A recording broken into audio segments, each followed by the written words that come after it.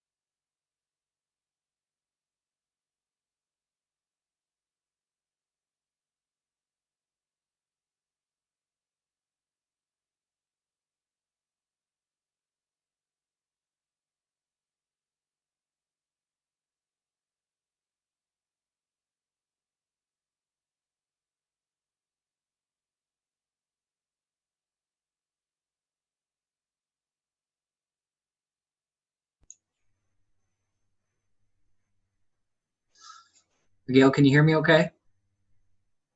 Just have to unmute yourself for a second, Gail. On the bottom left corner, there's a microphone. You just have to hit it off and you should be unmuted. Okay. Yep. Good. Now I'm muted up again, right? Yeah, mute up and hide video. Thanks, Gail.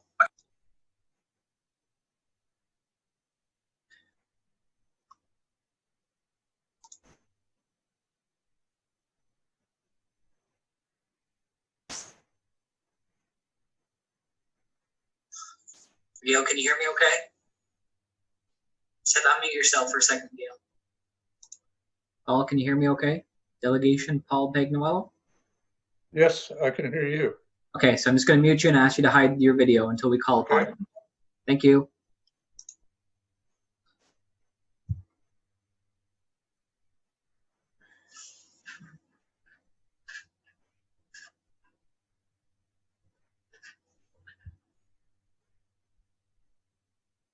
Okay, Your Worship, I think we're just waiting on Councillor Bureau.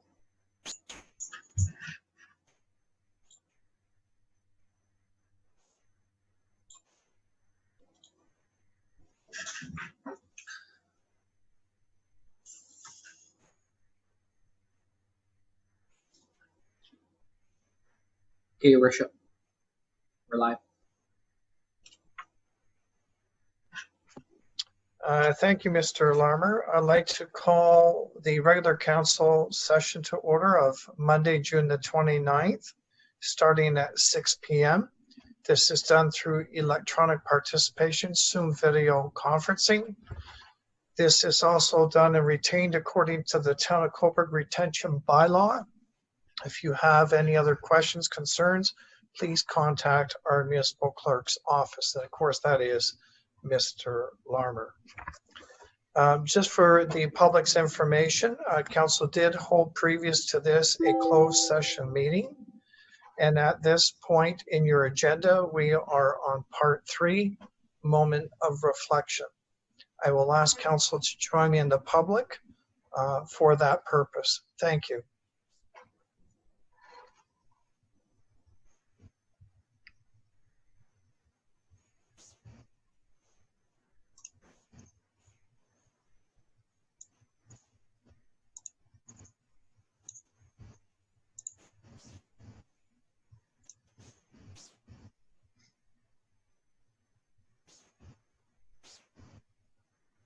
Thank you, everyone.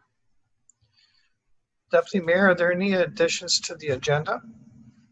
No, Your Worship, there are no additions to the agenda this evening. Thank you. Are there any disclosure of pecuniary interests? Seeing none, I'd like to proceed accordingly. And Deputy Mayor, we're back to you. The next item is the adoption of the June 8th, 2020 regular council meeting minutes. Action recommended that council adopt the minutes of the regular council meeting held on Monday, June 20. Oh, hang on. The motion says June 22nd meetings, but the adoption of the June 8th meeting. So I'm guessing that should have been June 22nd. Okay, sorry, I should have caught that when I read it. June 8th. Action recommended that council adopt the minutes of the regular council meeting held on Monday, June 22nd, 2020. Sorry, Your Worship. Deputy Mayor, it's June 8th. I apologize. The header's right. The recommendation's wrong. Okay, so the council adopt the minutes of the regular council meeting held on Monday, June the 8th, 2020. Okay, as amended. Thank you.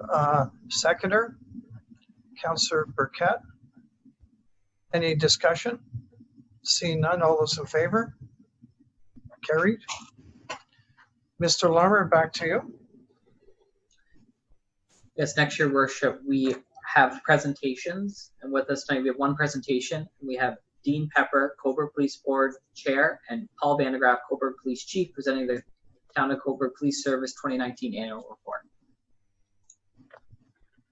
Again, on behalf of Council, Mr. Davey and senior staff and directors, I'd like to welcome you, Dean, who is the chair of the Cobourg Police Services Board, and of course, Chief Paul VandeGraaf. So again, we look forward to a most informative presentation because I do know how much work has gone into your annual report.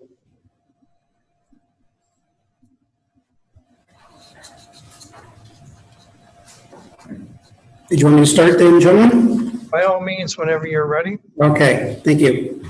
Good evening, Your Worship, councillors, and members of the public. Thank you for giving us the opportunity to review the 2019 Cobourg Police Service Annual Report. Honoring your time, we will hit the high points and the areas for improvement outlined in the 2019 Annual Report and leave room for questions at the end. Looking back, 2019 was a year of transition. The Cobourg Police Service Board came together with the addition of two new provincial appointees, Dr. Ron Kerr and Mr. Sean Graham. We said farewell to Chief of Police Kai Lu, who retired from the Cobourg Police Service after a long career dedicated to policing and community development. In August 2019, Paul VandeGraaf was promoted from Deputy Chief to Chief of Police, bringing a wealth of police experience and strong leadership. Chief VandeGraaf has continued to serve our community with dedication, compassion, integrity, and professionalism. Throughout 2019, the board worked to fulfill its obligations under the Police Services Act, ensuring adequate and effective police service and providing good governance and strategic direction for the service. I want to thank each member of the board for their commitment, contribution, strengthening the accountability and transparency was a key priority for the board in 2019. The board has begun an extensive review of all policies, bylaws, and other documents. This updating of all the records is in progress and is going very well and will stage the board for success in the coming years. This is an important time in policing. There have been many legislative changes proposed to modernize policing to ensure it reflects the needs, values, and expectations of the community.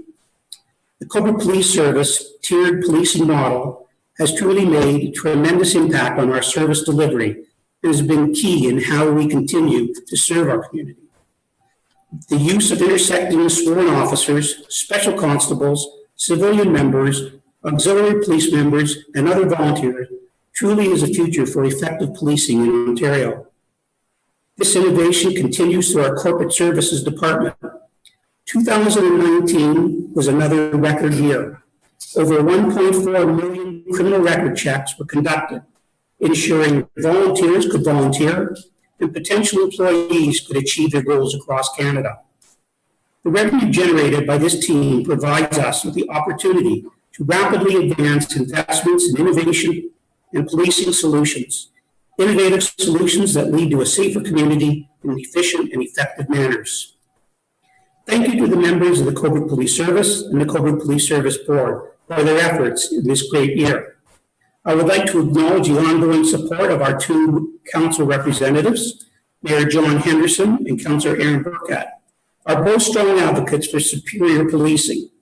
Their efforts have been instrumental in moving the board and the service forward in key objectives in 2019. I'd also thank Vice Chair Ron Kerr for his keen appreciation of the importance of governance, which has resulted in the development of several evolved policies that represents the board philosophies in delivering efficient and effective policing. And last but not least, Sean Graham, whose strong knowledge in operation and project management, budgeting, and planning has contributed significant voice in challenging us to compromise and work in contemporary approaches. This annual report highlights only a fraction of the work we do to make Cobourg a safe community in which to live, work, and visit. When we look back at 2019, it was a year of accomplishments and opportunities for growth. We've had a successful year.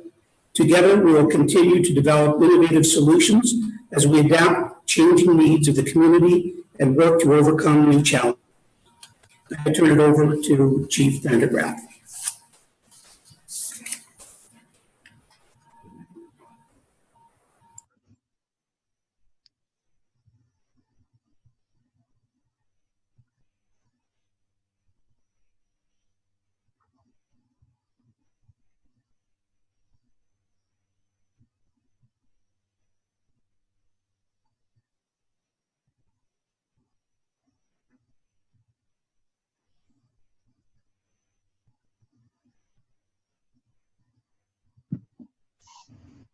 The chief is muted. Paul, you're muted.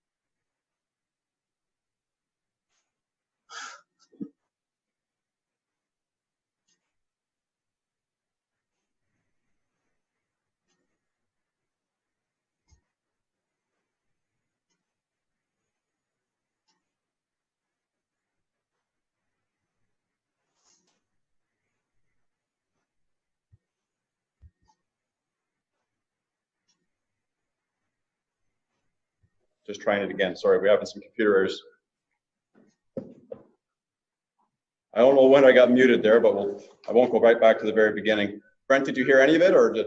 No, you have to start over. Okay. Sorry about that. We'll start again here. Technical issue for me. Thank you, Chair, Your Worship, members of council, town staff, and the community tuning in. Thank you for the trust and support you have provided all members of the Cobourg Police Service. It's hard to think back to 2019 since we are already halfway through 2020 and facing the challenges of our current landscape. Even in these most unique and trying times, the Cobourg Police Services Board has continued to meet, plan, and ensure that the police service continually exceeds the expectations of the community. Chair, on behalf of all members of the service, please accept our gratitude for the careful governance and care the board has for everyone. As you have seen throughout our 2019 annual report, we treat the safety of our community and crime prevention as a shared responsibility. It's everyone's business. Our board, our members, and most importantly, our community share in this responsibility. Every member of the Cobourg Police Service is moving in the same direction. From uniformed officers, detectives, special constables, auxiliary members, volunteers, our youth and policing initiative students, and civilian members. Everything we do is with a collective eye towards crime prevention. This is not a unit, this is not a section, it is the core of what we deliver for the community in every action we take. Through all of our duties and day-to-day activities, we are working to build relationships with community members, share information, collaborate with community organizations, and equip our people with the training and skills to address the complex and ever-changing needs of our community. We are always looking for innovative ways to evolve and find solutions to the challenges we face. With this in mind, we have developed a strong, successful, and most importantly, sustainable tiered policing program. This would not be as successful as it had been without the support of both police associations and the Cobourg Police Services Board. The Cobourg Police Services Board has been clear that they are interested in making Cobourg a safe place to live and visit, but also one that is financially responsible. Achieving both of these simultaneously requires a commitment to teamwork, one that is a sound partnership between the board and the service. Specifically, this service delivery model consists of 15 auxiliary officers, 21 special constables, civilian members, and every sworn police officer. This model focuses on collaborative and proactive policing, with all members working in concert to deliver on the goals and measurements of the board's strategic business plan to keep our community safe. As I indicated, the Cobourg Police Service has 34 sworn police officers. These members are responsible for a wide variety of activities, including community engagement, traffic safety through education and enforcement, emergency and non-emergency response to calls for service, detailed and complicated criminal investigations, victims assistance, and ultimately enforcing the many laws. Uniformed members responded to 11,391 calls for service in 2019. That is the single highest number ever in the history of the Cobourg Police Service. Our members are actively engaged with our community through selected traffic enforcement programs, Reduce Impaired Driving Everywhere, or RIDE, throughout the year, Operation Impact, multiple directed patrols in and around Cobourg. Members are actively visible in supporting important federal and provincial campaigns around anti-bullying, preventing gender-based violence, autism awareness, child abuse prevention. As well, Cobourg Police Service members can support community members through attendance at schools, through our breakfast clubs, or with monthly campaign presentations for causes such as fraud prevention, human trafficking awareness, sexual assault awareness, assorted crime prevention initiatives, just to name a few. Our Criminal Investigations Branch. As per the Cobourg Police Services Board business plan, we reinvented our Criminal Investigations Branch in the third and fourth quarter of 2019. That goal was to deliver quality response and investigations in all areas of policing, including violent crimes, property crimes, drugs, and youth-related crimes. They have accepted that challenge and have made some amazing impacts in our community. The Cobourg Police Criminal Investigation Branch members completed over 73 detailed forensic interviews. We're involved in nearly 2,000 hours of mobile and stationary surveillance relating to ongoing investigation, most notably drugs, have arrested over 45 people, laying more than 185 charges. Specifically in 2019, there was a significant effort towards the end on CIB-led drug and weapon seizures. Specifically through this project, 34 people were charged, 107.99 grams of suspected fentanyl seized from our streets. This is a significant number when you consider fentanyl is generally sold by the microgram increments. These amounts are enough to cause lethal drug overdose almost every time. We have suspected cocaine, both crack and powder, crystal methamphetamines, illegal marijuana, over $6,800 in currency believed to be obtained from the commission of a criminal offense, a loaded .45 caliber handgun, imitation firearms, prohibited ammunition, credit card knives, bear mace, a taser, and prohibited knives. Most importantly, this team is responsible for taking $175,000 street value of drugs off of the streets. 2019 was a large call year for our special constables as their roles and responsibilities have grown. In 2019, 2,469 specific occurrences were generated by special constables. The special constable platoons balanced their time with their duties at the Ontario Court of Justice, managing the front counter at the police station, forensic identification services, scenes of crime processing, community events, downtown foot patrols, and a variety of directed initiatives. Our auxiliary constables worked 4,885 volunteer hours on various initiatives. I need to stop and repeat that. That is 4,885 volunteer hours in 1 year. That's the equivalent of 2 full-time staff members. These members contribute this time in addition to their responsibilities as parents, as spouses, employees with a variety of different occupation, as well as a couple of retirees. Their activities include, but are not limited to, crime prevention awareness, education initiatives, attending community events, and their ever popular car seat clinics. Over 46 families participated, and 89% of all car seats were found to be installed incorrectly. This in itself is a great event. All of our crime prevention efforts are aimed at measurable success, and our auxiliary members have been certified as enhanced crime prevention through environmental design auditors. This team now contact all victims of residential or business break-and-enters, offering a free audit to be conducted.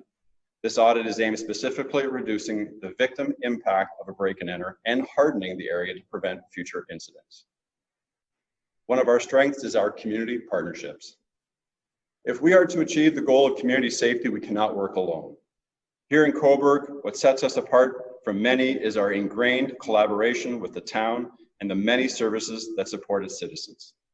This collaborative spirit starts with the Police Services Board and encompasses every member of the service. The commitment of the board and council to support this approach makes this part of my job much easier, and I want to thank all of you for that. The Police Services Board and Council agreed to a memorandum of understanding in relation to the non-taxation funds raised through the Corporate Services Division. These funds are what we access to enhance community safety and well-being without impacting the tax levy. Let me say that again. The funds we use to strengthen our position with Cornerstone, Rebound, the Police Accelerator, MHART, and others come from the non-taxation revenue. Specifically, as directed in the MOU, the money may be spent on, quote, pilot projects and/or partnerships that may lead to targeted impacts and community benefits within defined and measured project parameters. While many are currently speaking about what police should or should not be doing, we began a process 2 years ago to ensure that we have the right person doing the right job at the right time. This is not about where one works, but what one brings to our problem-solving table. Opening our doors to those subject matter experts to guide us through the best outcomes possible allows us to return officers from that work to traditional policing taskings. Collectively, the Cobourg Police Services Board and the Board and Council should take a bow. You should be very proud for your foresight in seeing this opportunity and actualizing a plan with measurable results. The community is safer and better. Collaboration with community organizations is important to ensure we can learn from the expertise of other professionals and ensure community members can access the services they need beyond what we can offer. In 2019, we continued to strengthen partnerships with community stakeholders, developing positive working relationships and collaborating on innovative programs aimed at building enduring solutions for the shared responsibility of public safety. Thank you to all of our partners, too many to name here tonight, for the important work you do in our community. These partnerships are what we consider true load sharing. Through this sharing this load, our responsibility, we are already delivering a police practice that many are now aspiring to. And I'd like to highlight a few of these partnerships. MHART. Our continued partnership with Northumberland Hills Hospital with the MHART program has seen a very positive impact within our community. The collaboration of a crisis worker and a police officer as a team on patrol resulted in 2,188 contacts with community members, an average of 11.5 mental health contacts per day. While there were opportunities to assist the same person on different occasions throughout the year, 257 individuals were engaged with services for the first time. Again, I have to repeat some of these numbers. 257 people received the help they were not getting anywhere else. A key efficiency measure of this partnership is the police wait times. This is the time sometimes 2 police officers are left idle at the emergency room with a person awaiting a mental health check by the emergency room doctors. These wait times used to be on average over 2 hours. Our wait times at the hospital have been reduced to an average of an hour. Our mental health apprehensions are less, and patient intake percentages increased due to the expertise of the crisis nurse on board with the officer. What that means is that more people are receiving the help within the community, and those requiring more intensive medical assistance are receiving that more efficiently. Thank you again to the great staff at NHH who are part funders of this program. Our Rebound partnership, specifically QIP. 3 years ago, I attended an evidence-based policing conference in Winnipeg. That was an amazing conference that brought together academia, policing, and community agencies together to resolve the root causes of crime from an evidence-based approach. At that conference, I met with a group from Regina known as TRIP. Immediately, I understood that their program was the first of its kind in Canada. Had a great opportunity for maximum impact here in Cobourg. At that point, the Cobourg Police Service funded the exploration trip to Regina, combining members of the Cobourg Police Service with Rebound Child and Youth Services to gather the required information. Rebound and the Cobourg Police Service embarked on a unique and innovative partnership born out of a mutual understanding of the importance of community-based, integrated, and holistic early interventions for children under 12 who are identified as being at risk of intersecting the criminal justice system in their latter years. From this shared goal came the Cobourg Under 12 Intersectoral Partnership Program, QIP. And thank you to Chair Pepper and the Cobourg Police Services Board, supported by the Safer and Vital Communities Grant, for making this pilot project possible through, again, that MOU. This pilot project sought to connect Cobourg's most at-risk children and their families with positive early interventions aimed at developing skills, capacity, and behaviors to reach their fullest potential at home and in the community. By connecting them all with services, supports, and opportunities, children were able to experience positive encounters with police and the community. The outcome of the program was more than we could have ever expected, with 9 children completing the program, and families reported that they are confident and feeling secure in a path forward to obtaining stability for their children. Quoting some of the parents, one mother said, "I feel proud of my son now.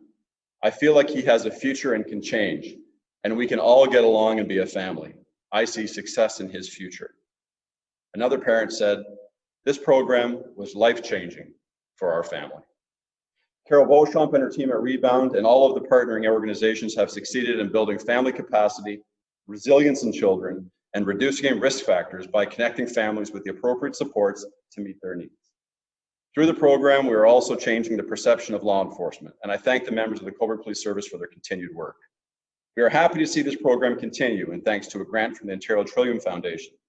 The announcement of the province's investment in the expansion of the program gives me great hope that this innovative spirit and positive impact will continue to be felt across Northumberland County. Cornerstone. Our partnership with Cornerstone Family Violence Prevention Center continues to grow, increasing Cobourg Police Services capacity to serve victims. We work closely with Executive Director Nancy Johnson and her team to identify areas of collaboration to enhance services for victims of crime, tragic circumstances, and to mitigate risk. In 2019, we expanded the Stand Up Stay Strong program, which provided healthy relationships and self-defense training to 210 grade 9 students.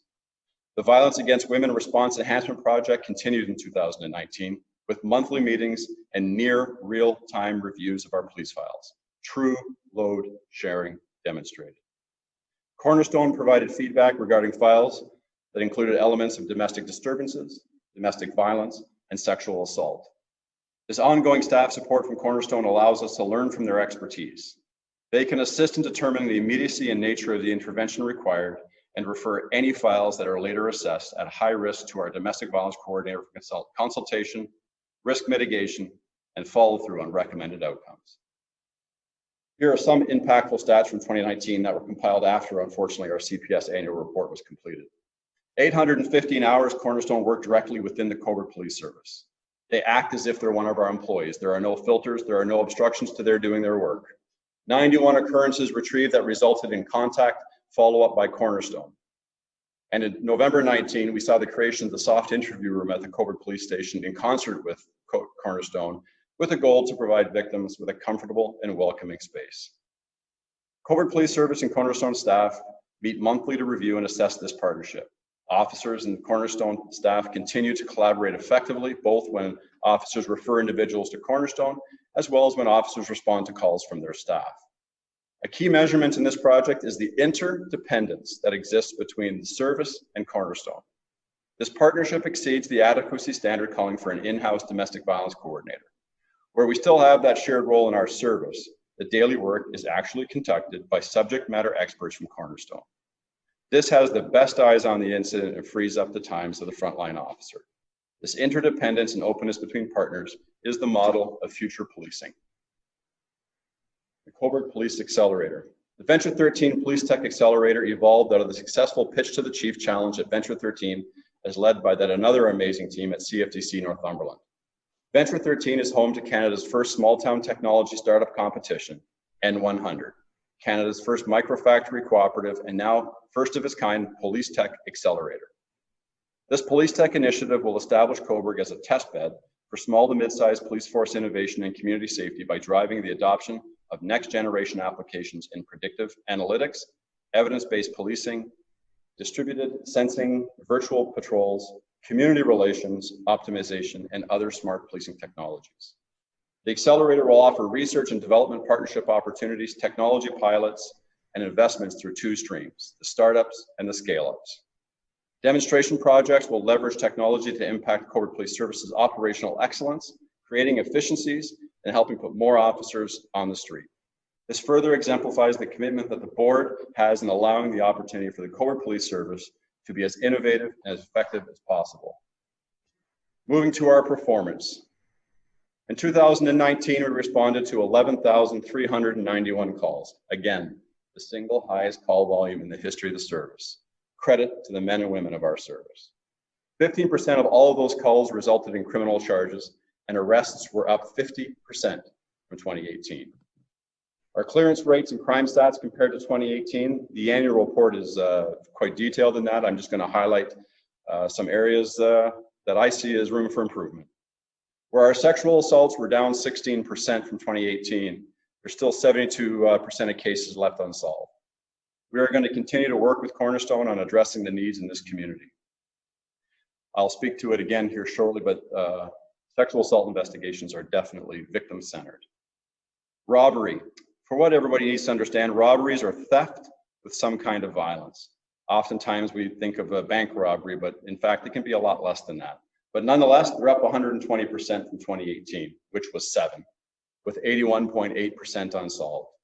Statistically, the percentage appears alarming. When we use the term unsolved, it can mean many things, including the files that there's just not enough evidence to proceed, or instances where the victim wishes not to proceed with the investigation any further. In reviewing our cases, we continue to maintain a victim-first approach to all investigations. We work with the victims we have, and we ensure the balance of judicial need, victim support, and case investigation are all in concert. We will continue to move to improve our clearance rates in these investigations. Increase of 84% in theft for motor vehicles with 94% unsolved. Plain and simple, these numbers are unacceptable. And this is where the community will need to come together with us to reduce this issue. As bad as these numbers are, I can safely say that many more go unreported. This was raised at the Coffee with the Chief earlier this year, just prior to lockdown with COVID. People present at that meeting indicated that an online reporting tool would be beneficial. Since then, that tool has been launched. We need the community to lock it or lose it. We know that previous news stories, that many times the people arrested for this are back in the community very quickly, sometimes the same day. So we do at times chase our tails in these investigations. We have been taking strides to address this by working with all of our community members through lock it and lose it campaigns, increase patrols, and to roll out some online awareness campaigns throughout the year. Moving on, our breach of probation continued to be up, but this time up 76%. At first, anyone should be concerned about yet another increase. I'm here to say this is a result of the great work being done by the members of our service in partnership with probation and parole.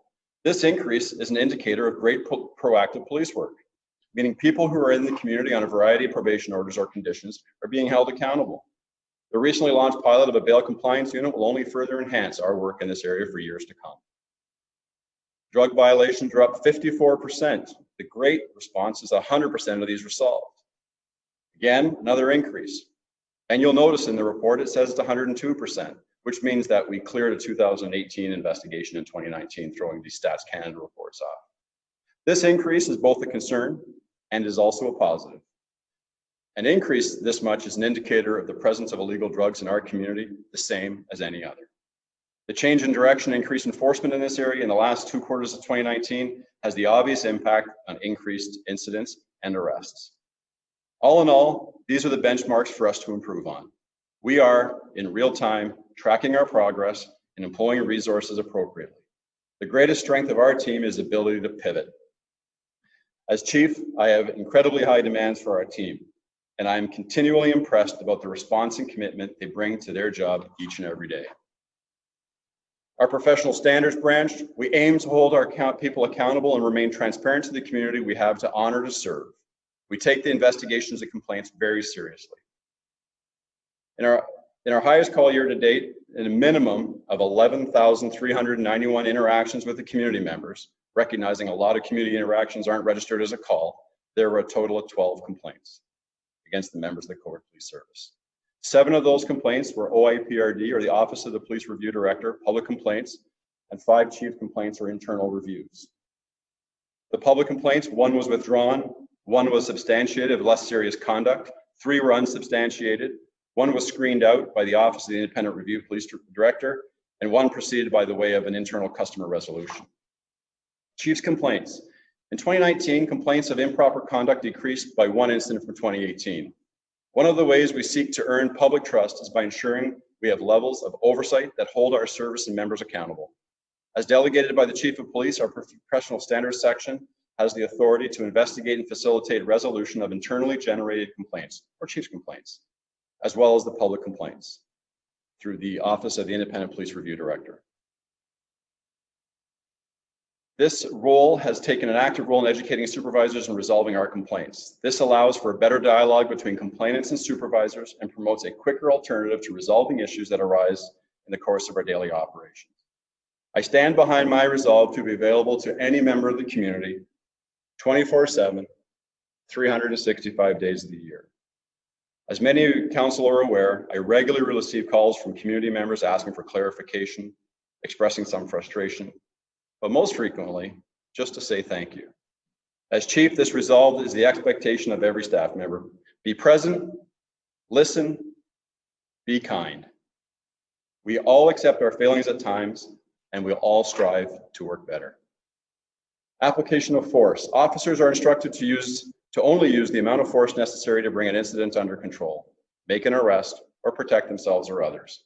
Annual use of force training for our officers is mandated by the province. It provides officers with the skills to assess, plan, and act accordingly. To resolve situations they encounter, good communication and de-escalation techniques are the forefront of every encounter with the public. Officers submit a use of force report whenever they draw a handgun in the presence of the member of the public, they point a firearm at a person, they discharge a firearm, when a weapon other than a firearm is used on another person, where physical force has been used on another person that results in an injury requiring medical attention for the police officers or the members of the public, or when a conducted energy weapon is deployed. Less than 1% of all calls attended required any use of force. Communication, de-escalation continue to be used successfully by the members of the Cobourg Police Service. In 2019, we had 19 applications of force, no pepper spray usage, no baton usage, 2 reports involving the discharge of firearms, which is up from 0 in 2018, but both circumstances were to destroy animals that was potentially dangerous or so injured.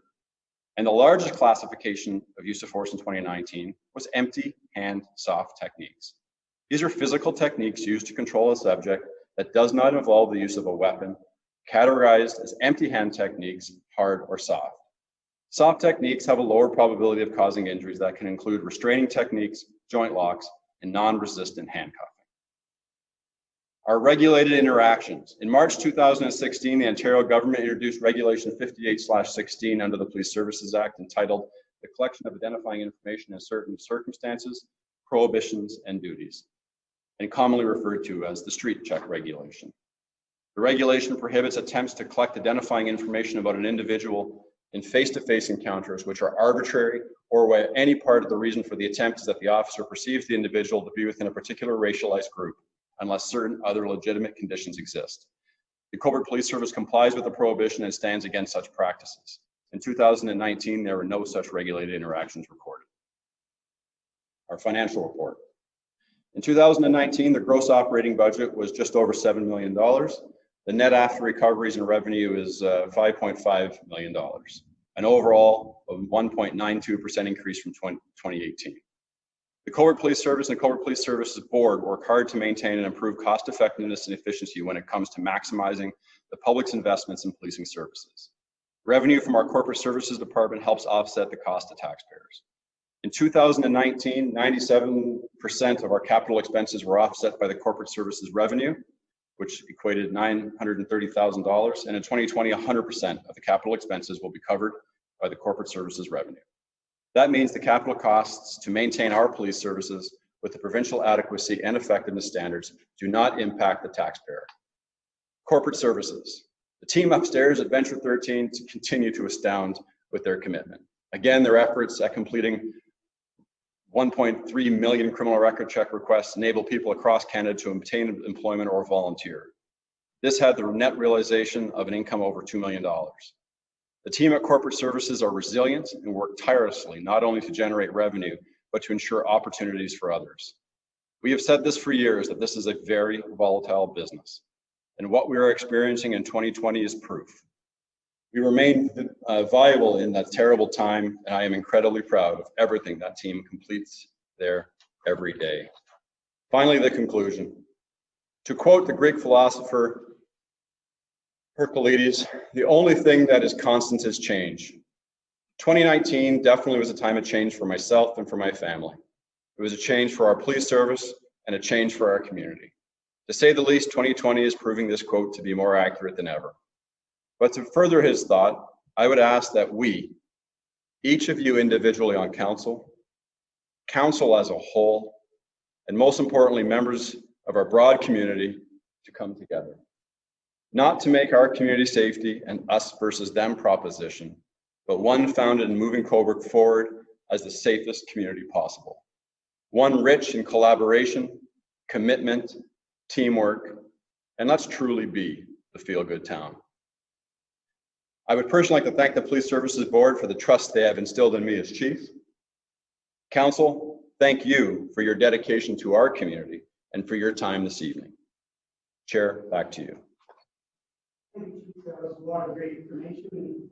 And in closing, we work for our vision of being an adaptive and trusted community partner in protecting the safety, security, and quality of life in the town of Cobourg. Based on our 3-year roadmap, which outlines our 4 areas of focus, we action our goals to ensure a safe and secure community, a supportive, healthy workplace, community engagement and partnerships, and service quality and value. The Cobourg Police Service operates by our values of community, professionalism, and service to achieve our mission of excellence in policing and quality community service through our people, our partnerships, and our work. Thank you, Your Worship, councillors, and members of the public for your time. And now we can open it up for questions.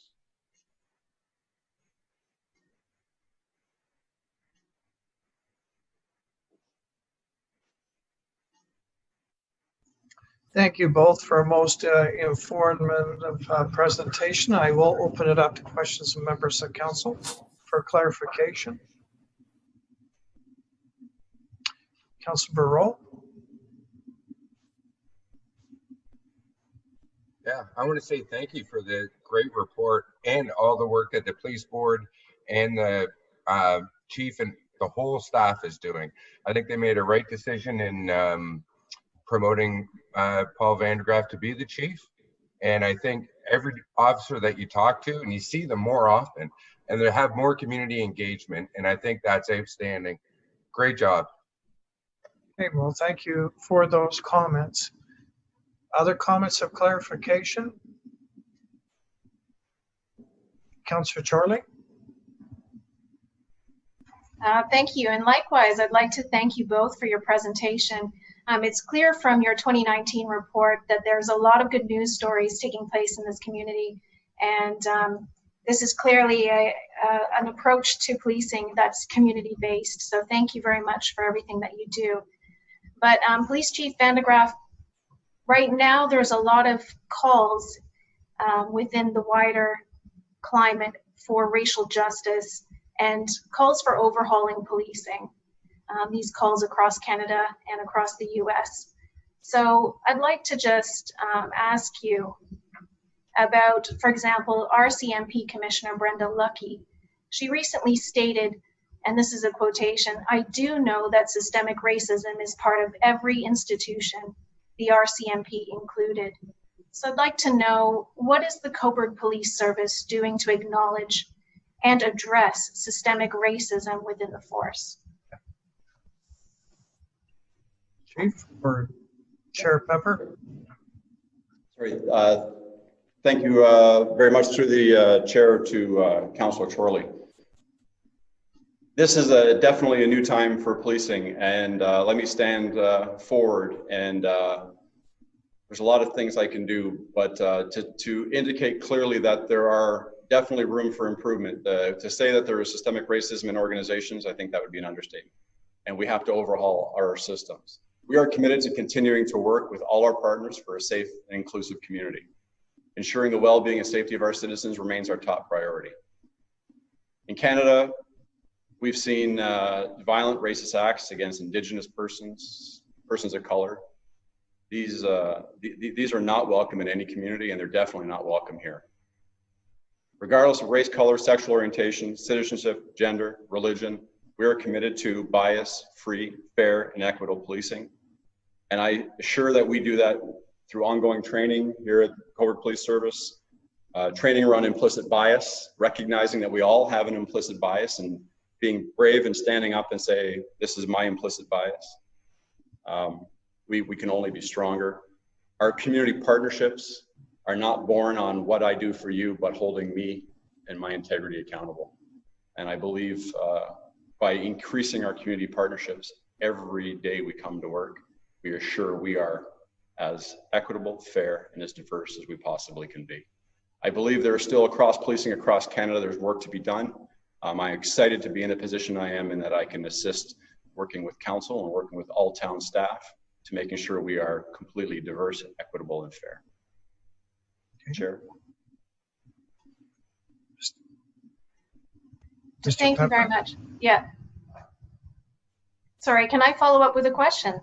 By all means.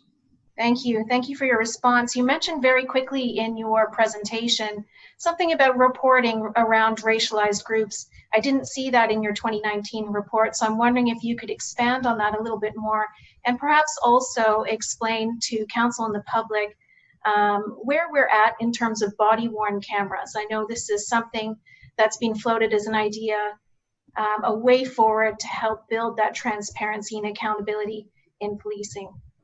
Chief? Absolutely. So our annual report, the racialized encounters, if you will, the language sometimes is chosen is not very easy for anyone to understand, but that's what we call regulated interactions. It's page 48 of our annual report.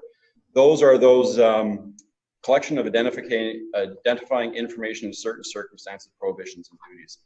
Easily said, when our officers are on the road for doing their day-to-day functions, if they have an articulable reason to stop a vehicle, an articulable reason to stop an individual walking on the street, regardless of race, if they can say, I did this because they were speeding, I did this because they appeared to be acting out of the ordinary, that is a non-regulated interaction. When we just stop people arbitrarily, unfortunately more commonly due to race, that's what we call a regulated interaction, and members have to issue that person a document indicating that they were checked and for what reason, as well as file the necessary reports with us. And I reported we had 0 such responses. In relation to body-worn cameras, I don't want to steal the chair's thunder, but I have the mic right now, sir. But I'm just completing an academic review of some of the material that's existing on body-worn cameras. It is a very polarizing body-worn cameras. I intend to present at our next Police Services Board a brief report, and requesting the board to support me in a community consultation phase to hear from the community at large, not only about body-worn cameras, but about closed-circuit TV enhancement projects for the town. Some towns, the message is loud and clear. I'm not getting a lot of questions or comments from anybody in the community about body-worn cameras, so I feel that the community consultation piece through open surveys and communication will be our first step, with the goal of being ready for a potential project, even be a pilot for our upcoming budget in 2021. 2021, or later this year, I'm sorry. Chair, did you want to add to that? Let me just add to that for council. At the last Police Service Board meeting, I gave notice to the members that we will be undertaking a deep dive into purchasing body video cameras for the service. And we will be receiving a report from the chief. And it is a high priority of this board. And we are going to have some discussions on that in our July 21st, I believe, the meeting is. Other questions of clarification? Members of council, Council Darling? Yes, thank you, Worship. I'd like to thank Councillor Chorley for her question on systemic racism. I too was going to forward that question. I'm glad to hear your response, Chief, in regard to that. But I know that the department and everybody there does a great job. But the one highlight that did stand out, and you brought it forward, was the 4,885 volunteer hours. They're volunteer hours, and I know as volunteers how much work they put in. And I would like to ask you to personally make sure you thank those volunteers, because when we say volunteers, this is not a paid position. And I just think that's an astounding number. So I'd like you to pass on that, those accolades, if you would, please. Thank you. Through the chair to Council Darling, I definitely will bring your gratitude. I just wanted to highlight, it'll steal a bit of thunder for 2020's report, but the auxiliaries provided most of that education as we entered into this COVID period. So when we had those auxiliaries in the parks, around the beach areas in March and April and May, delivering the education pieces, telling people about social distancing and physical distancing, those were those volunteers. Those were those people who were walking away from their families, who put themselves in jeopardy to provide a greater and safer community for all. So, Councilor Darling, I will bring your remarks, thankfully and happily. Okay. Thank you. Other questions of clarification? Deputy Mayor? Thank you, Your Worship, and thank you, Chief, and Head of the Cobourg Police Services Board, Mr. Pepper. Just a quick question, and possibly something to consider for the 2020 report when it comes back to council.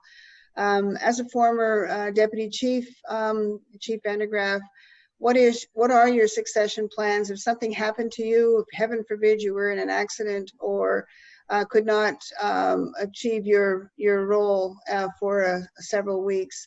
We've always had a deputy mayor here, and historically in Cobourg there has been a deputy police chief. So not to answer this today, but just going forward, council I think would be just to like to know what that succession planning would look like. Thank you through the chair to Deputy Mayor, touching wood. Nothing happens to me. I hope you're not wishing me any ill. I jest. Absolutely, succession planning is well at hand. I have tasked myself with a full detailed succession plan document, which will be delivered to the board. Unfortunately, COVID impacted the one-on-one interviews that was being conducted. I have completed the entire civilian corps. I've just started the sworn complement.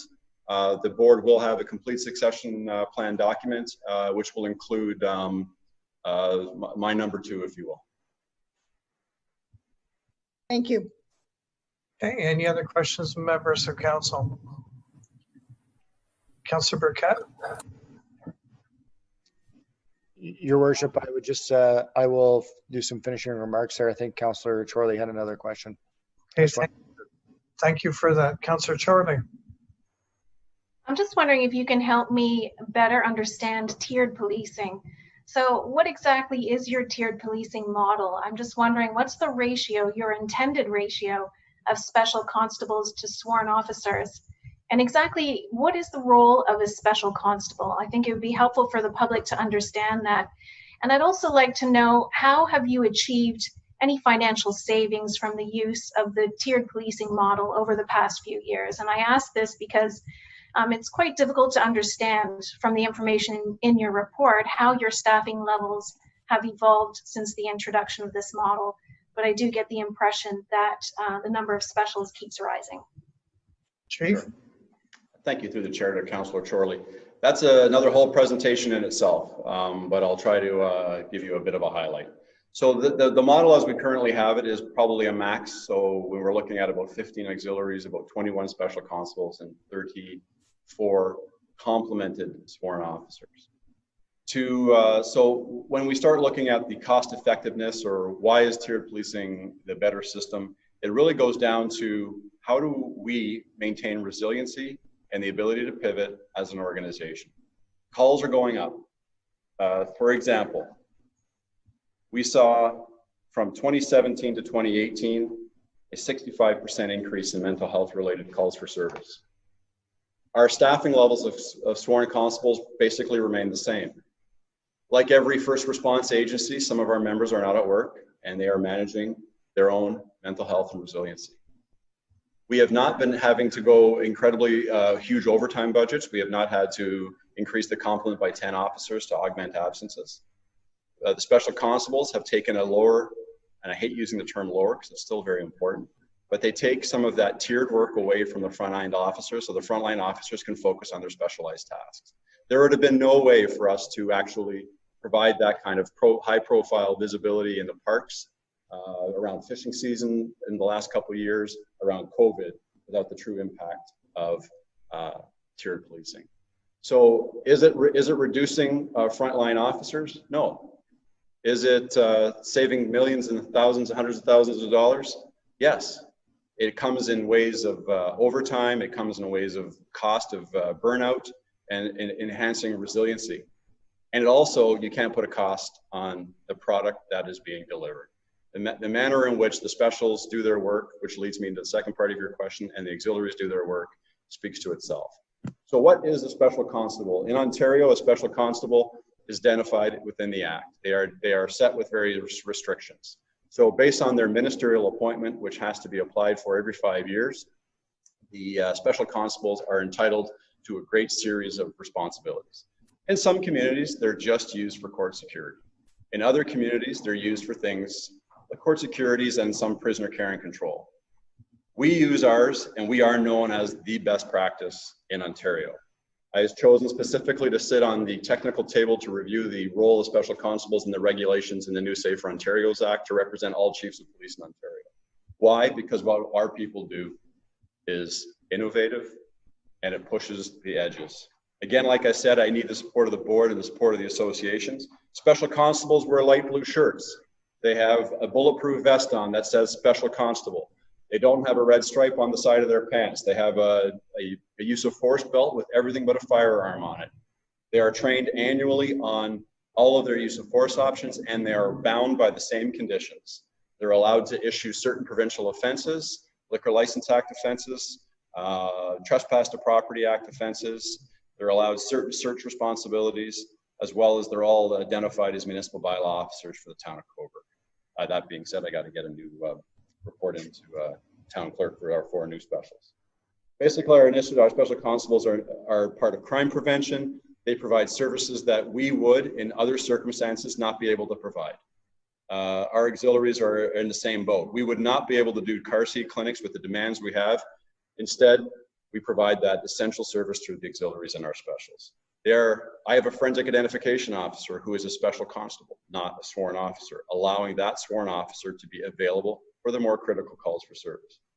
I'm sorry, I digress. I'm passionate about the role of special constables in the province of Ontario. I'm so proud to lead an organization that puts such precious support behind the specials. And again, as I said, it can be a presentation in itself. I hope I covered most of your questions, Councillor Chorley. Okay. I'll just see if there's anybody else, Councillor Chorley, before I go back to you. Is there any other councillor who wishes to make an expression at this time? See none, Councillor Chorley. Thank you. I do have a follow-up. I just want to pick up on something you mentioned in your response.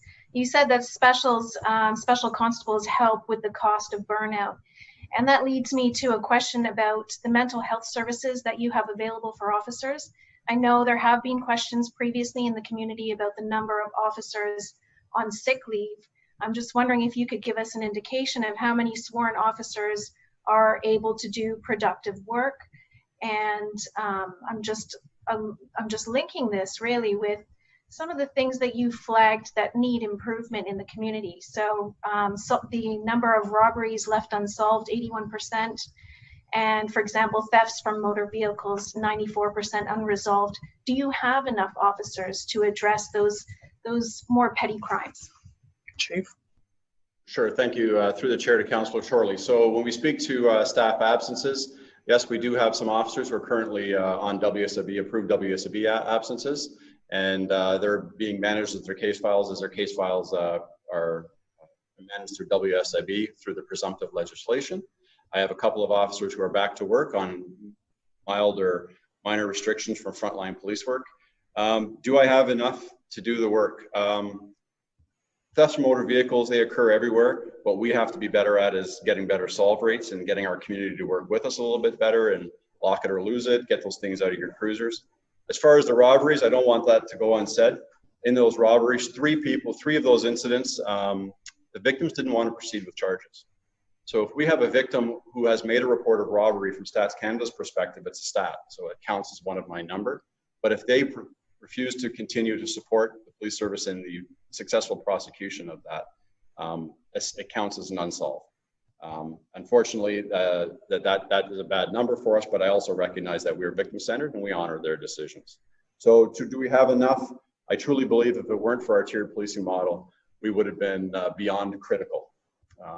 When I speak about the burnout factor, having the front desk covered, ensuring our cell block is effectively monitored when there's prisoners in our cell block, ensuring that there's directed patrols. When a member of the community calls me and says that there's some noise emanating from a business near their home and they want regular checks throughout the evening and afternoon, if we didn't have the tiered policing model, I'm not so sure how the officers would get to everything and get everything done. Like I said, we had more calls for service last year than any other year in the history of the Cobourg Police Service. I stand firmly behind the women and men of our organization. They come to work every day. They put their best foot forward. Sometimes they slip. We're there to pick them up and move them forward. I think we're truly a resilient organization. I think we are at or near the provincial average. There's room to improve. Luckily, having MHARD in our building, our members speak with Susan. Our members talk to Susan. We have a very, very robust secondary disability management company called Mega Health that provides ongoing assistance. We have EAP. We regularly contact Colleen McBride at the town for some HR or some mediation type assistance, and she provides that independent face. We've done an exhaustive respectful workplace training, new procedures, some mindset training. We do a lot of work around our mental health and resiliency. And to the men and women who go where others don't want to, we need it. Okay. Thank you, Chief. Are there any other questions, clarification? Okay, seeing none. Oh, sorry, Councillor Burkett. Thank you, Your Worship. I was just waiting until the end. I'd just like to thank Chair Pepper and Chief VandeGraaf for highlighting tonight the great work that has been done by the members of the Cobourg Police Service and the efforts of the Cobourg Police Service Board.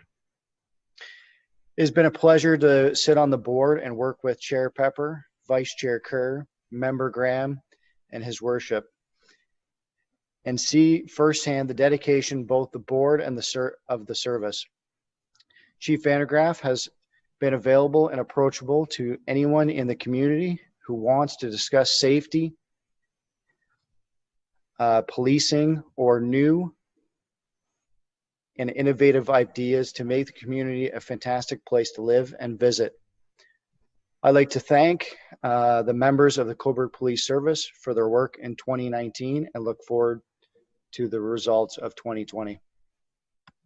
And if I may, just by in closing, I do want to make council aware and members of the community that Northumberland County is doing a survey. We'll make sure that information is sent to you in enhancing what we call the Safety and Community Wellbeing Plan. And it's being led by Northumberland County, but one of the key partners among the 12 or 14 additional agencies, of course, is to work by our own Cobourg Police Service Board, and more importantly by the chief and his officers.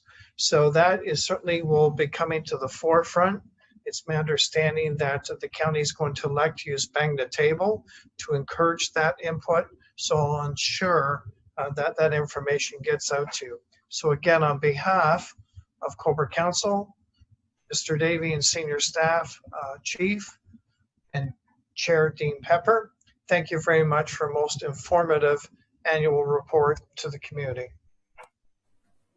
Mr. Lambert. Thank you, Your Worship.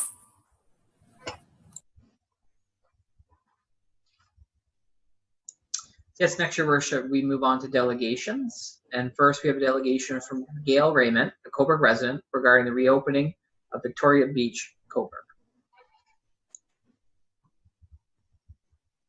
Gail, welcome. We look forward to your delegation, and I'll remind you of the 10 minutes, but if you get close, I'll certainly provide you a reminder. Thank you. Thank you. Your Worship and members of Council, thank you for giving me the opportunity to speak to you regarding the possible reopening of our beach. I note that in the preamble to the resolution that you will be considering later this evening, one of the reasons given for reopening the beach is that the province has authorised municipalities to move to stage 2, even though new cases of COVID continue to emerge and provincial emergency orders have now been extended to July the 15th. In my opinion, what is driving this relaxation in COVID regulations is the economic factor. This is totally understandable. A lot of people are out of work. However, I don't see access to a beach as an economic necessity, nor as a benefit to Cobourg businesses. The main factor should be the health of Cobourg residents.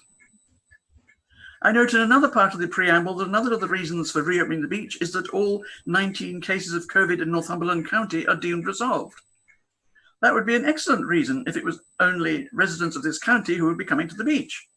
And that actually could be arranged very simply by asking people to bring their driver's licenses or other ID carrying their home address. However, the proposal is to open the beach up to all. I note that at Fort Erie Beach is open to residents only, and visitors from elsewhere were turned away. I'm a bit of a news junkie. I always watch a BBC programme called Dateline London, in which some eminent foreign press people comment on the news of the day. Yesterday, they focused on events in the UK and some states in the US, where they had already moved into something resembling our stage 2. In the UK, there's been chaos on the public beaches with the need for extra security to be called in. In some US states, the COVID numbers have spiked upwards and they're now having to reverse course. I would also note that in Canada, the city of Kingston has gone from no cases to a number of them, with more expected. I've read through the steps that it is proposed will be taken in order to ensure the safe opening of the beach. In the best of all possible worlds, I'm sure it will be a very good system. However, that is not where we're at. People in densely populated areas are desperate to get out from them and are therefore ignoring a lot of government regulations, let alone requests. They are ignoring requests to wear face masks. They are ignoring social distancing. They are speeding. In Toronto, there was a 600% increase in stunt driving, i.e. driving way over the speed limit, in 1 month alone. There have been the crowding experiences at Wasaga and Cobourg beaches. Closer to home, Northumberland Forest is having to provide extra security. If people really want to get to our beach, do you think they'll be honest in answering the questions about their current state of health? The people who desperately wanted to be evacuated home to Canada from countries around the world back in the early stages of COVID weren't, in their anxiety to get on the planes. The last of the preamble statements I'd like to reference is this one. Whereas protecting the health and well-being of Cobourg residents is a key objective of the town's strategic plan and emergency response. I believe that however Cobourg tries to regulate the use of our beach, any emergency regulations are likely to be ignored. I think therefore we should go one of 3 routes. My preference is in order: totally closed, Northumberland County residents only, or weekday use only. And we should be prepared to see whichever option is chosen, being ignored, and police the beach accordingly. Thank you for hearing me. I look forward to hearing your debate on the subject. I very much hope that a question that I had will be answered. What steps has Fort Erie taken to reserve its beach for the use of its own residents? Thank you very much for hearing me. Thank you, Gail, for your presentation. Are there any questions, clarification from members of council? Seeing none, thank you very much, Gail. And Mr. Lambert, back to you.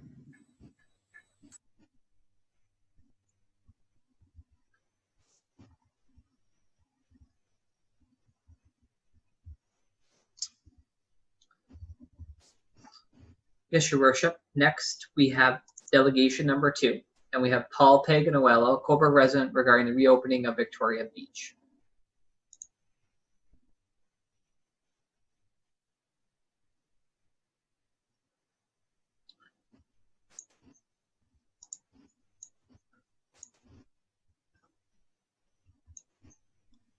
Paul, welcome. Good afternoon.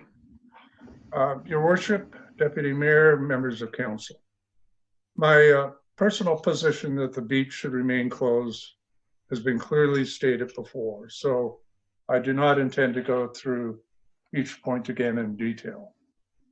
While I'm receptive to the possibility of opening the beach on a restricted basis to Cobourg residents only for 2020, Councillor Chorley's motion was not properly debated on its own merits.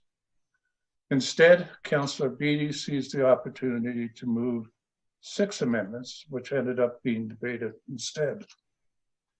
It is unclear why Councillor Beattie moved an amendment that would open the beach to everyone when the circumstances and rationale surrounding Council's earlier decision to close the beach until October 31st or until August 31st remains unchanged.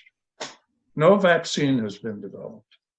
It is not a human rights or social justice issue.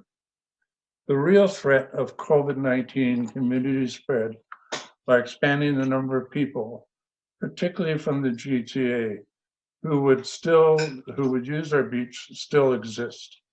There will be a second wave. The impact of COVID-19 cases on Northumberland Hills Hospital, healthcare specialists, businesses, and life in general would be disastrous. It would set us back to where we first started off.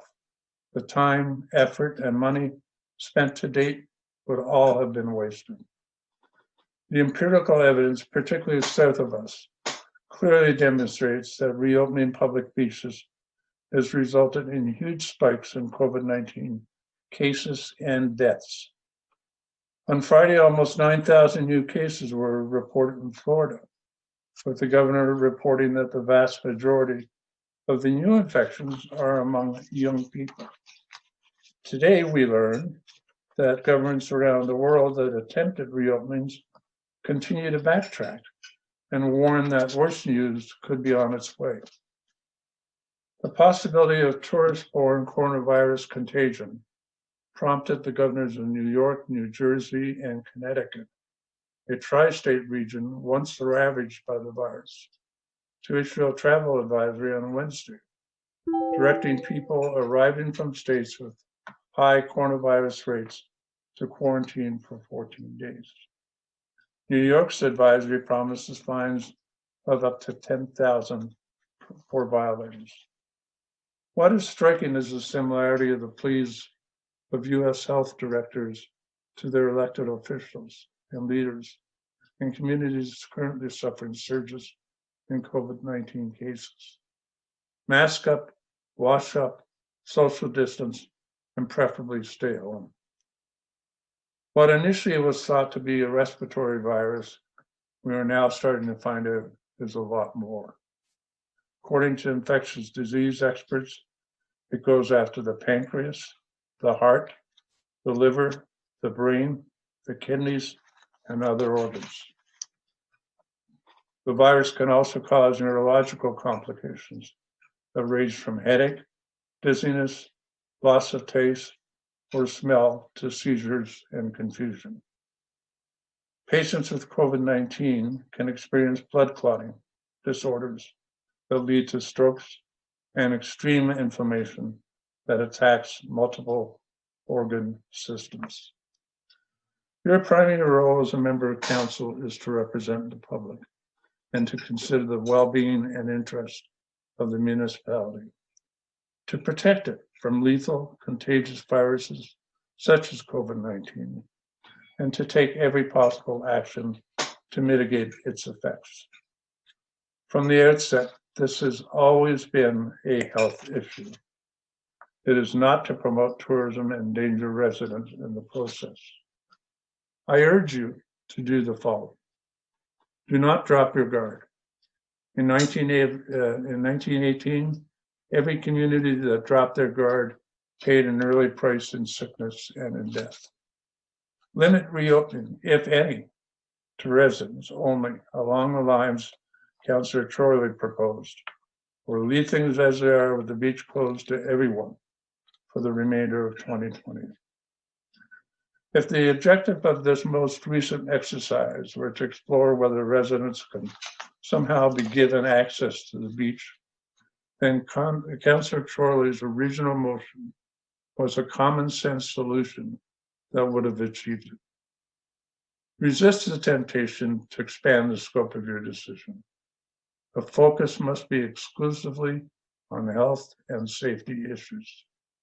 Now is not the appropriate time to consult with local residents on their vision for the future use of Cobourg beaches. In closing, I wish to remind everyone that COVID does not need a passport. I'm here to make one final plea for the health and safety of all town residents. Since early March, we have succeeded at protecting ourselves by following the science. This good must continue. Encouraging an influx of beachgoers from outside our de facto quarantine bubble is to involve a multiplier of risk. Allow the good people of Cobourg, who have worked so hard to keep the virus at bay, to be safe in their town without in any way magnifying the threat of infection. It is the right thing to do. It is the prudent thing to do. It is the safe thing to do. As you make your decision today, the only consideration must be just how precious our lives are, and that the earth is still extremely sick. Thank you.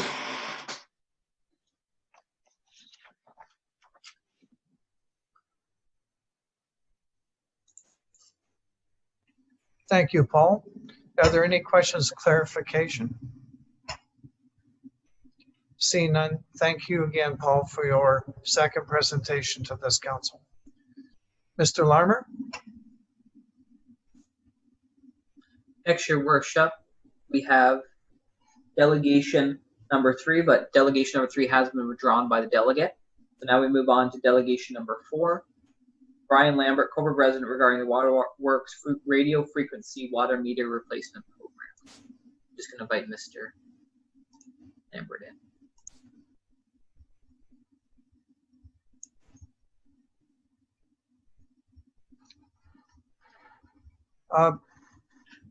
Bryan, are you connected by audio?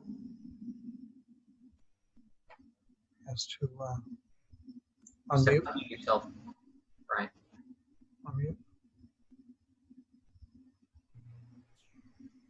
Unmute. Bryan, can you hear me? Yep. Okay, thank you. Well, welcome to council chambers. Again, we look forward to your presentation.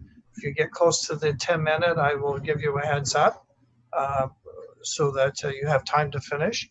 We look forward to your points. Yes, good evening, Mr. Mayor, Deputy Mayor, members of council and staff and Zoomers who are watching also. I had intended to discuss some important aspects of the Wtaerworks proposal to borrow $2.3 million to finance the purchase of 4,000 new water meters. As I was preparing my delegation, it became apparent that the issue is very complex and can't be dealt with in a 10-minute delegation. I can't provide, in this time frame and format, I can't provide council with any additional information that will help you reach an informed, evidence-based decision. The best I can offer is wait for the Watson report. I'm therefore reluctantly withdrawing my delegation. Thank you. Okay, thank you, Bryan. Mr. Larmer, we're back to you.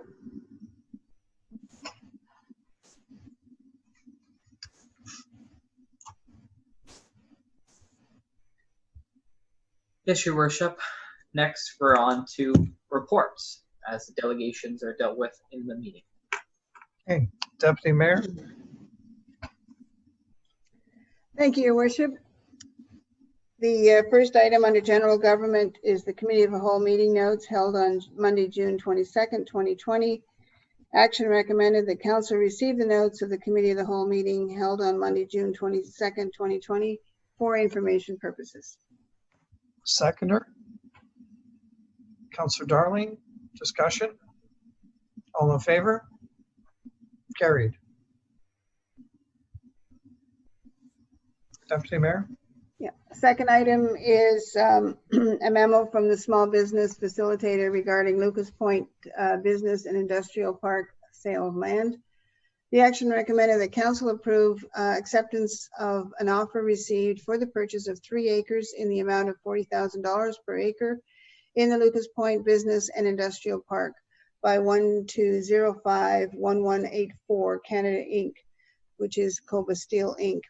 And further, that council authorize and endorse the preparation of a bylaw to be presented to council for adoption at a regular council meeting to authorize the mayor and municipal clerk to execute a commercial purchase and sale agreement with 1205-1184 Canada Inc., Cobourg Steel Inc. for the purchase of sale of land in Lucas Point Business Industrial Park, Southside Dodge Street, Cobourg. Seconder. Councillor Burkett, discussion? Councillor Chorley? Thank you. I have reviewed this report and this information. I am comfortable with the sale of this municipal property, but I would just like to say that I think in future it would be best if the sale of municipal property came first to a committee of the whole meeting, then a week of reflection, and then finalized at a regular council meeting. I think selling municipal property with only 4 days really notice to the public is not best practice. So I would prefer to see that process in future. Okay, so noted. Mr. Davey, can I just ask you to speak just very briefly to the main focus of this company in case it was not picked up by those watching from home, what their main focus on? Because I know we had questions in council of what was that material for. So if you could just highlight, that would be great. Yes, thank you, Your Worship. What this company does, it's a specialized application where they would take various sizes by diameter of rebar steel that goes into construction. The purpose of it is in construction involving concrete, and it's to strengthen, obviously, the concrete. And what quite often is required is that the rebar needs to be fabricated or bent into specific shapes depending on the application that it's being used. And that's what this company does, is it takes various lengths and fabricates it into the specifications that are required for specific projects. Okay, thank you for that. Any other questions, clarification? Seeing none, all those in favor? Against? Carried. Thank you, Your Worship. The third item is a memo from the Municipal Clerk Manager of Legislative Services regarding an update on Courthouse Road in relation to Northumberland County Golden Plough Lodge GPL development project. The action recommended that council receive the report for information purposes, and further that council authorize and endorse the preparation of a bylaw to be presented to council for adoption at a regular council meeting to authorize the mayor and municipal clerk to execute an indemnity agreement between the town of Cobourg and the county of Northumberland to indemnify and save harmless Cobourg from any claim, cost, or demand from the property owners arising after the transfer of Courthouse Road to the county of Northumberland in connection with the development. Seconder. Councillor Burkett, any further discussion? Councillor Barreau. Thank you, Your Worship. I think the last round of council, we had the county come and do a presentation on this, as well as the Church on the Hill. And to me, in the report, it didn't say if all the residents were happy with this project. So if I could go through the chair to maybe Director McGlashan, Did everything get worked out with the church, or? Director McGlashan? For you, Mr. Chair, to Councillor Bureau, the correspondence from the Church on the Hill was received by our development review team. It was also forwarded to the County of Northumberland for review and response. As of today, I do not have an answer for you as to whether the county has satisfied the Church on the Hill of their requirements or concerns. However, I understand that negotiations with the parties are ongoing, and we will hopefully have a response by the time the site plan comes back to council for final approval. Okay. Well, and then another debating. Well, for me, I'm not going to support this until our residents are all on board with this. I understand that this is a huge project and it's a good project, but I've been elected to look after our residents and speak for them. So until that time, I'm going to vote against this. So noted. Mr. Larmer, I see your hand. Yeah, so if I can, through you, Chair and members of council, just to make sure fully everyone is understandable about the report.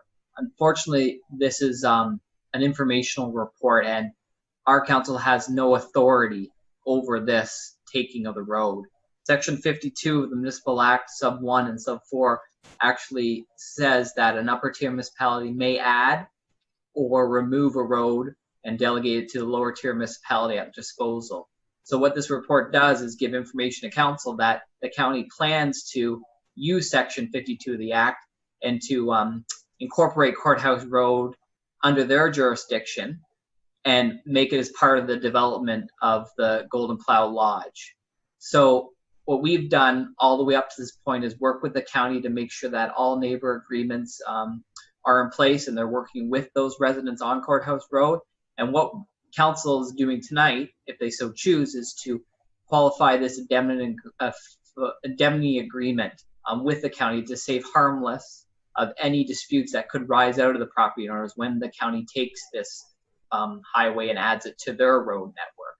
What this will do is they will pass a bylaw at the county level, supposedly how their process works. I can't speak to their policies or bylaws that they have in place, but they will, in a nutshell, present something to county council. County council will pass a bylaw, and then they'll send notice to us that they have assumed Courthouse Road as part of their jurisdiction. They'll give us notice, and what we've prepared is a full package from our Public Works Department on everything in regards to that road. It's on a handover for any reputes from the county on non-disclosure of this document. So technically it's passing it from one municipality in a two-tier system up to the upper tier system, so they have control of it. So what this is a good thing for us to make sure that we're saving harmless of all the neighbors if there was any dispute of anything that would happen if they're losing their public access to a municipal road and how they deal with that. But the whole development is up through planning department as part of site plan, and I can't speak to that, but they're reviewing those processes with the county individually on the whole plan itself.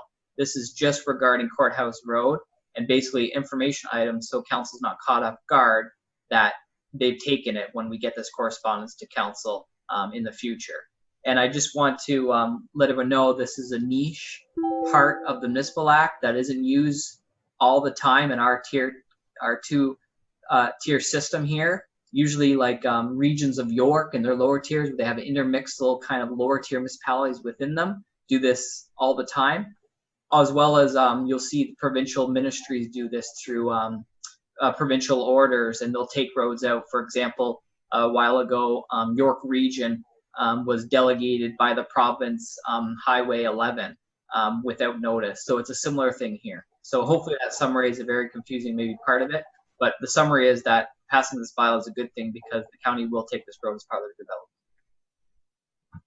Councilor Burrow. I totally understand what you're saying, Mr. Larmer. It's under the conclusion in the report that the county can just take it over, but I don't have to agree with it. If to me, I'd rather have the residents on board, but that first, or the county is going to do what they're going to do anyways. So So noted. Councilor Barrow. And just to follow up, Sorry, Chair, Mr. Lambert. I did forward my report that's on the agenda to the Church on the Hill, to Mr. Ewan Butler, for they had that information that council was receiving this report tonight, as well as that we were putting in an indemnification agreement, as well as Mr. Butler's informational memorandum and his presentation was forwarded to the county. So they have everything that we have had, as well as our comments from the date they talked about this, from today's date, of everything we've received by the neighbors. They've received that as well, just for summary. Okay. Other questions, members of council? Councilor Darling. Thank you, Your Worship. Mr. Larmer, just to clarify, this indemnity agreement is to save the town harmless. So if there is any future litigation, it will be between, even if the town is named in a lawsuit, the county will assume all costs and look after the litigation. Is that correct? Mr. Larmer. To you, Chair, to councils, that is correct. So this protects us when the county does take this off. If they do close road in the processes, they would take over full jurisdiction as if they had it every other time. But obviously during court, if anything were to occur, there's always a chance for that, but this protects municipality from that as well. Great, thank you. Any other comment?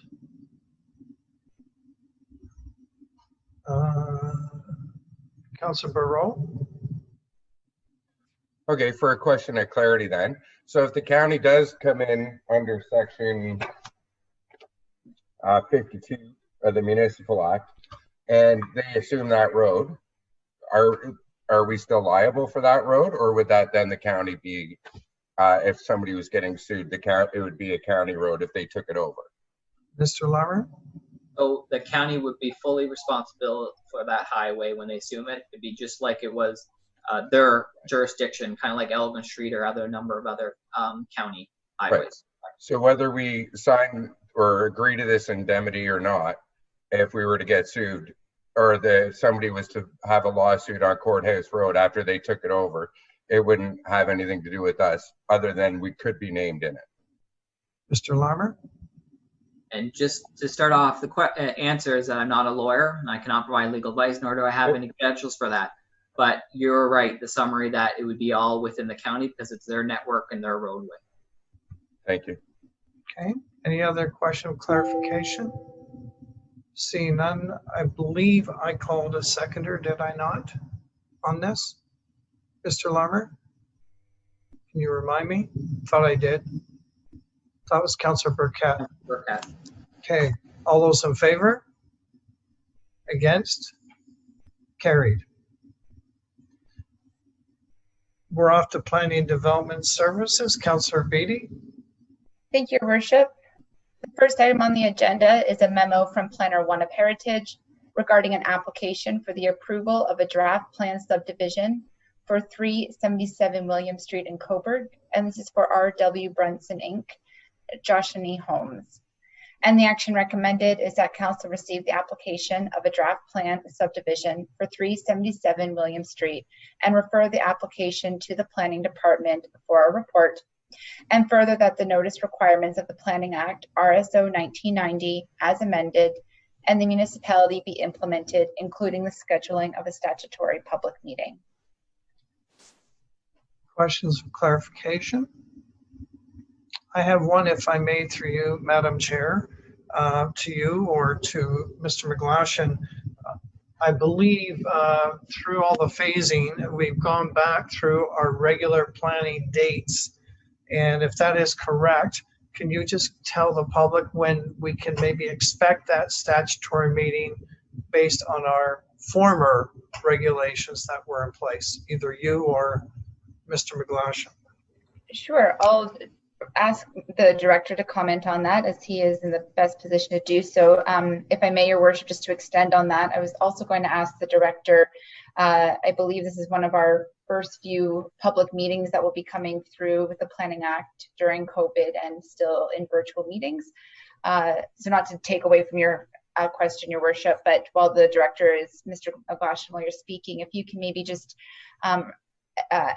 educate council and the public who's viewing what a public meeting might look like to meet statutory requirements while also maintaining COVID-19 physical distancing measures.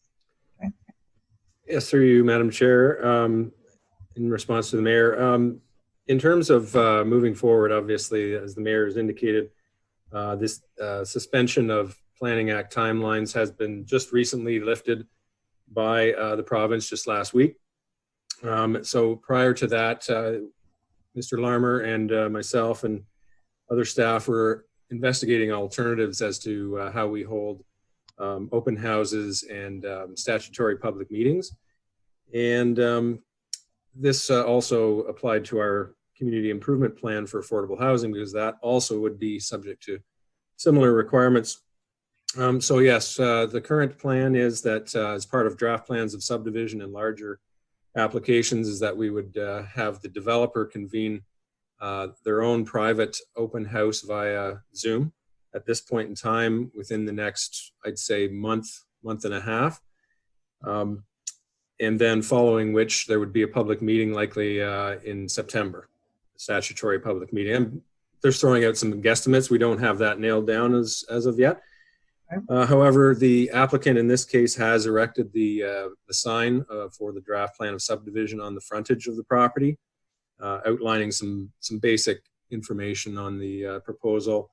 And you would note on the sign that the open house and statutory public meeting dates are TBD, to be determined. So we really haven't nailed that down 100%, Mr. Mayor, but and it's subject to what the provincial government does in the next couple of weeks with the emergency order, which in the state of emergency, which tentatively ends mid-July. There may or may not be in-person meetings of whether it be council or the public with safe physical distancing. So we're kind of, at this point, we're still proceeding as virtual open houses and meetings, but that could change in the coming weeks. Any other questions of clarification, members of council? Seeing none.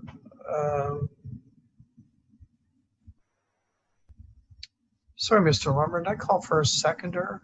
I did not. I didn't think I did. Seconder for Councillor Beatty's motion. Councillor Burkett, any further discussion? All those in favor? Against? Carried. Thank you. Item number 2 is a memo from Planner 1 Heritage regarding an application for a site plan approval for De Palma Drive Hotel in Cobourg and on behalf of OTEN Planning. And the action recommended is that council receive the application for the site plan approval for the De Palma Drive Hotel and refer the application to the planning department for a report. Seconder, Councillor Burkett. Any further discussion? Seeing none, all those in favor? Against? Carried. Thank you. And item number 3 is also a memo from the Planner 1 of Heritage regarding an application for the approval of a draft plan subdivision for the CTC lands. This is west of Canadian Tire for Van Dyke West Park Village Limited. And the action recommended is that council receive the application of a draft plan of subdivision for the CTC lands west of Canadian Tire and refer the application to the planning department for a report. And further, that the notice requirements of the Planning Act RSO 1990 as amended and the municipality be implemented, including the schedule of a statutory public meeting. Seconder, Councillor Darling. Any further discussion? All those in favor? Against? Carried. Councillor Chorley, we're off to Parks and Rec Services. Thank you. Under Parks and Recreation, item 1, memo from the Director of Community Services regarding the operational plan to reopen Cobourg Beach. The action recommended that council receive the report from the Director of Community Services and further that council provide direction to municipal staff on whether to proceed with the opening of Cobourg Beach as outlined in the report. Thank you. Seconder. Councillor Darling, any further discussion? Seeing none, all in favor?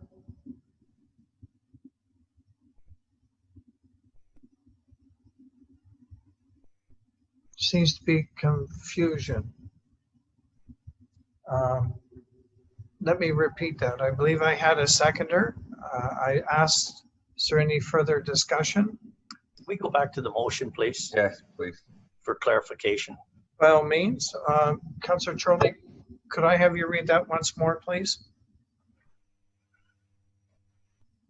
Certainly. I think I'm reading the correct section. So it's You are. Item 1, memo from the Director of Community Services regarding the operational plan to reopen Cobourg Beach. The action recommended, as written on the agenda, is that Council receive the report from the Director of Community Services, and further, that Council provide direction to municipal staff on whether to proceed with the opening of Cobourg Beach as outlined in the report. Gotcha. Okay, and I believe I already have a seconder noted, and I just asked if there any further discussion. Seeing none, oh, Councillor Darling? Yes, because the motion is really two parts. The second part was to provide council with direction on opening the beach. And I believe I'll get clarification on this one. I believe that can be discussed, and I'll get clarification because it is critically important. I believe it can be discussed, and I'll get clarification again from Mr. Lambert under motions regarding the reopening of beach. But I'll ask Mr. Lambert so we're clear on this point. Yeah, through your worship, the motion is on the agenda of Parks Recreation Service and motions. Okay. Simply what this action is just to receive information, and the debate could happen at the motion. So if council wishes, we can omit the last section and just receive for information purposes, if that's a little bit clear for everyone. Councillor Darling? Yes, if I may, I would ask that that be amended, that we just accept the director's report, and then we'll deal with it at the motion. Thank you. So your point, just for me to be clear, that council receive the report of director for information purposes? Okay, are you putting that amendment on the floor? I am. Okay, thank you. Seconder, Councillor Barreau, any further discussion? Seeing none, all those in favor? Carried. And back to Councillor Charlie, if I could have you reread that for us, that would be great. Certainly. So the motion on the floor is that council receive the report from the Director of Community Services for information purposes. Thank you. Seconder, Councillor Barreau, any further discussion? All those in favor? Carried. Against? Carried. Thank you. Takes us to motions, back to general government with the Deputy Mayor.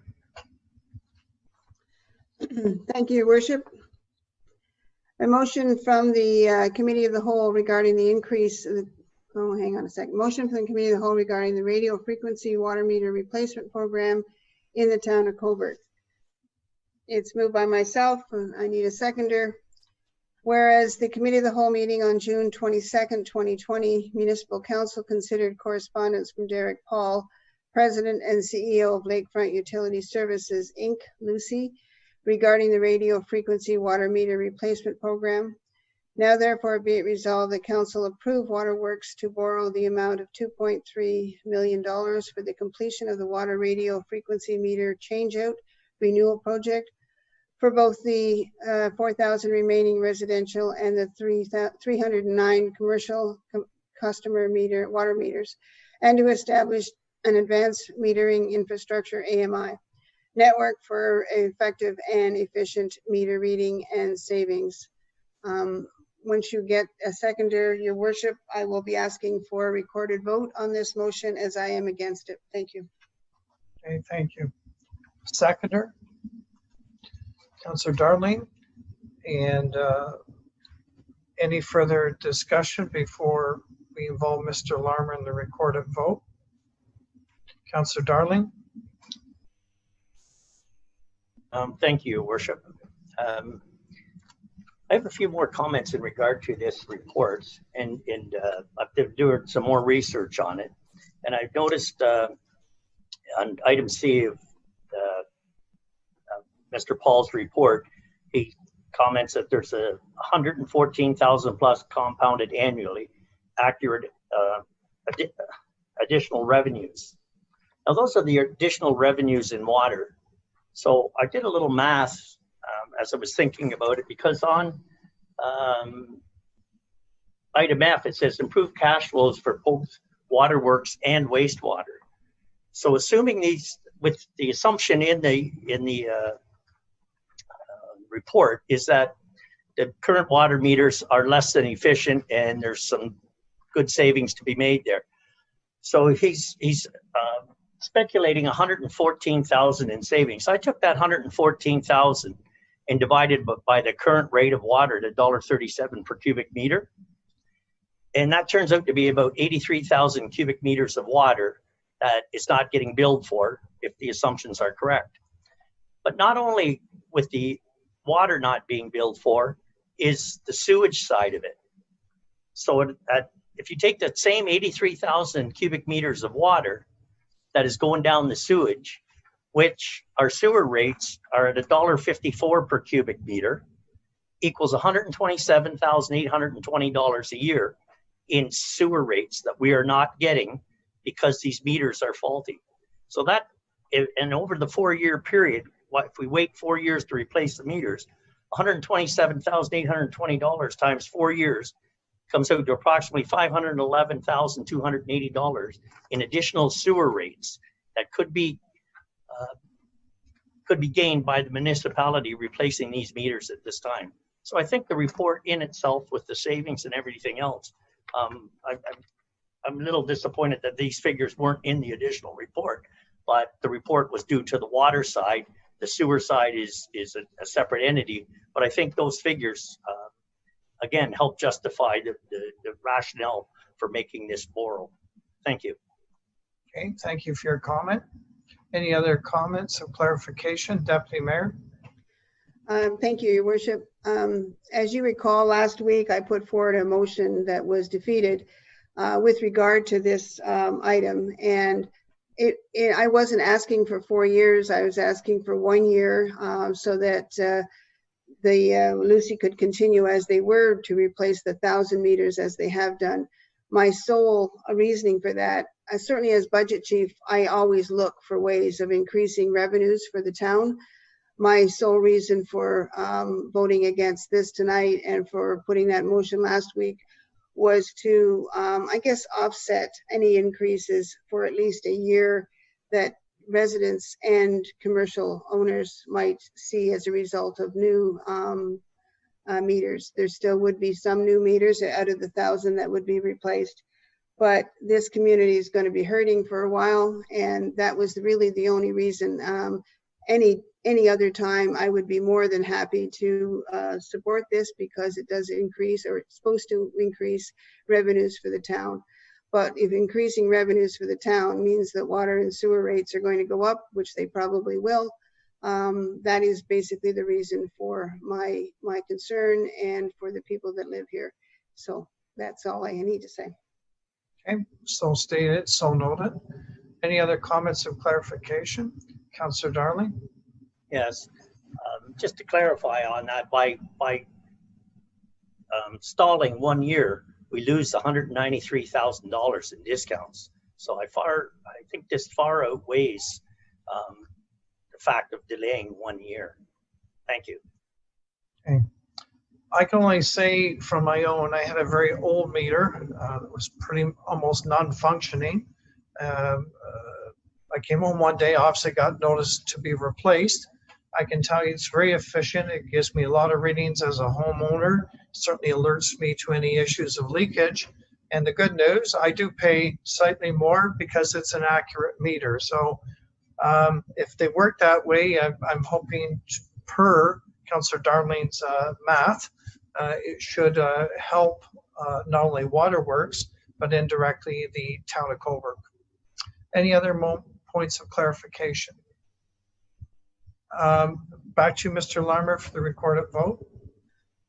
Yes, Your Worship, pursuant to procedure bylaw number 009/2019, section 23, where a vote is required to be recorded by law or by request of a member immediately prior or subsequent to the taking of a vote, each member that is both present and qualified to vote shall announce his or her vote openly, and any failure to vote by a member who is not disqualified shall be deemed to be in the negative, and the clerk shall report each vote in alphabetical order. When a member present requests to record a vote, all members present at the council or committee meeting must vote in alphabetical order, unless otherwise provided by statute. The names of those who voted for and the names of those who voted against shall be noted in the minutes of the applicable meeting. The mayor presiding officer shall announce the results. Councillor Nicole Beattie. For. Councillor Aaron Burkhat. For. Councillor Adam Biro. For. Councillor Emily Chorley. Against. Councillor Bryan Darling. For. Mayor John Henderson. For. Deputy Mayor Suzanne Sagan. Against. The motion therefore announced by the clerk is carried. Next, we have Public Works Service under Councillor Darling.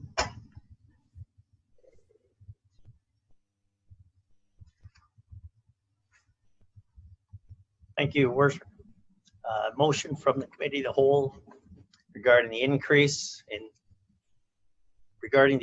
the Town of Cobourg rate, number 2 transit service, and the extension of free transit in the Town of Cobourg. Motion moved by myself, and I'll need a seconder. Whereas at the Committee of the Whole meeting on June 22nd, 2020, Municipal Council considered a memo from the Director of Public Works regarding the approval to increase the Town of Cobourg Route 2 transit service and the extension of free transit in the Town of Cobourg. Now therefore be it resolved that Council direct staff to reinstate Cobourg Transit Bus Route number 2 to match the current Route number 1 transit bus operating hours and extend free public transit in the Town of Cobourg until August 31st, 2020. Seconder, Councillor Burkett, discussion. All those in favor? Against? Carried.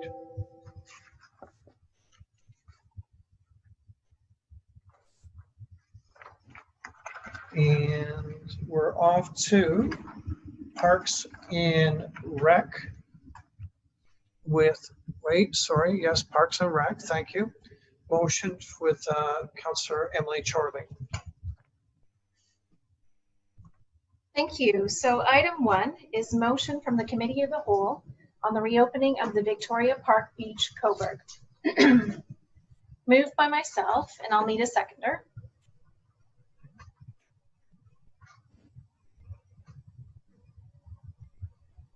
Oh, okay. Sorry, Councillor Bureau. Okay, Whereas at the Committee of the Whole meeting on June 22nd, 2020, Council considered a memo from municipal staff regarding the update on the closure of Cobourg Victoria Beach and review of possible options on the reopening of the Cobourg Beach. And whereas on June 1st, 2020, Council approved the closure of Victoria Park Beach and requested a staff report with options for how the town could reopen the beach with restricted use. And whereas the municipality has since been authorized to move to stage 2 in the Ontario government's reopening plan, which came into effect on June 12, 2020. And whereas all 19 confirmed cases of COVID-19 in Northumberland County have been deemed resolved by the HKPR District Health Unit as of June 22nd, 2020. And whereas protecting the health and well-being of Cobourg residents is a key objective of the town's strategic plan and emergency response to the pandemic. Now therefore be it resolved that Council confirms the closure of Victoria Park Beach to normal activity, but instructs staff to prepare for a trial system of a safe and gradual reopening with restricted access and limited capacity as follows. Number 1, the fence around Victoria Park Beach will remain in place with gated access points. Number 2, a limited number of beach passes for use by all members of the public during designated hours will be made available free of charge and on a first-come, first-served basis via an online booking system. Number 3, the beach passes will only be valid for a specific date and time, opening times to be determined by council after receiving a staff report for council consideration. Number 4, access gates will be managed by summer staff or a security company who will be responsible for checking pre-booked beach passes.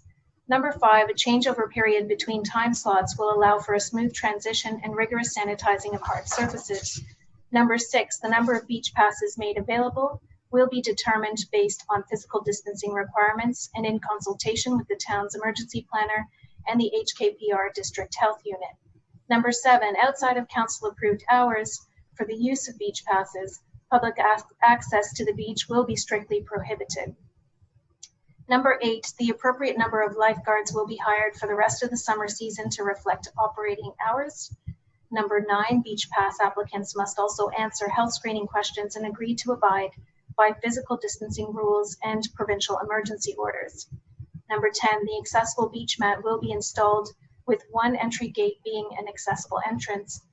And number 11, beach passes will be made available on a trial basis 7 days a week, Monday to Sunday, beginning on July 6, 2020, unless council deems otherwise due to a change of circumstance. And further, that staff draft a beach regulating bylaw for council's approval at the June 29th regular council meeting. And further, that the town of Cobourg continues to communicate that Victoria Park Beach is closed except for those with a valid pass. And further, that the implementation of this trial period be reviewed by council at the committee of the whole meeting on August 24th, 2020. Okay. I'll now open the floor for discussion. Dr. Barreau? Yeah, I think I messed up, and I don't know if I can fix it now, but I thought this was supposed to be for information, and I get it now why it's not. So I didn't want to second this motion. Okay, I'll just get direction from the clerk because I'll get clarity, but I believe by seconding it, you allow it to be discussed on the floor, but I'll ask the clerk for clarification. Okay. Yeah, through you, Chair, to the member, it's totally up to them if they want a second, but basically just puts it on the floor for debate, a seconder. Doesn't say it's for and against, the vote comes later on. Okay. So, Councilor Barreau, knowing that, are you still fine allowing your name to stand? Because by allowing it to be second, it allows for the discussion to take place. I withdraw my motion for to seconder. Mr. Lambert, is that, I'm assuming that's acceptable? You just call for a seconder to put it back on the floor. Thank you. Seconder?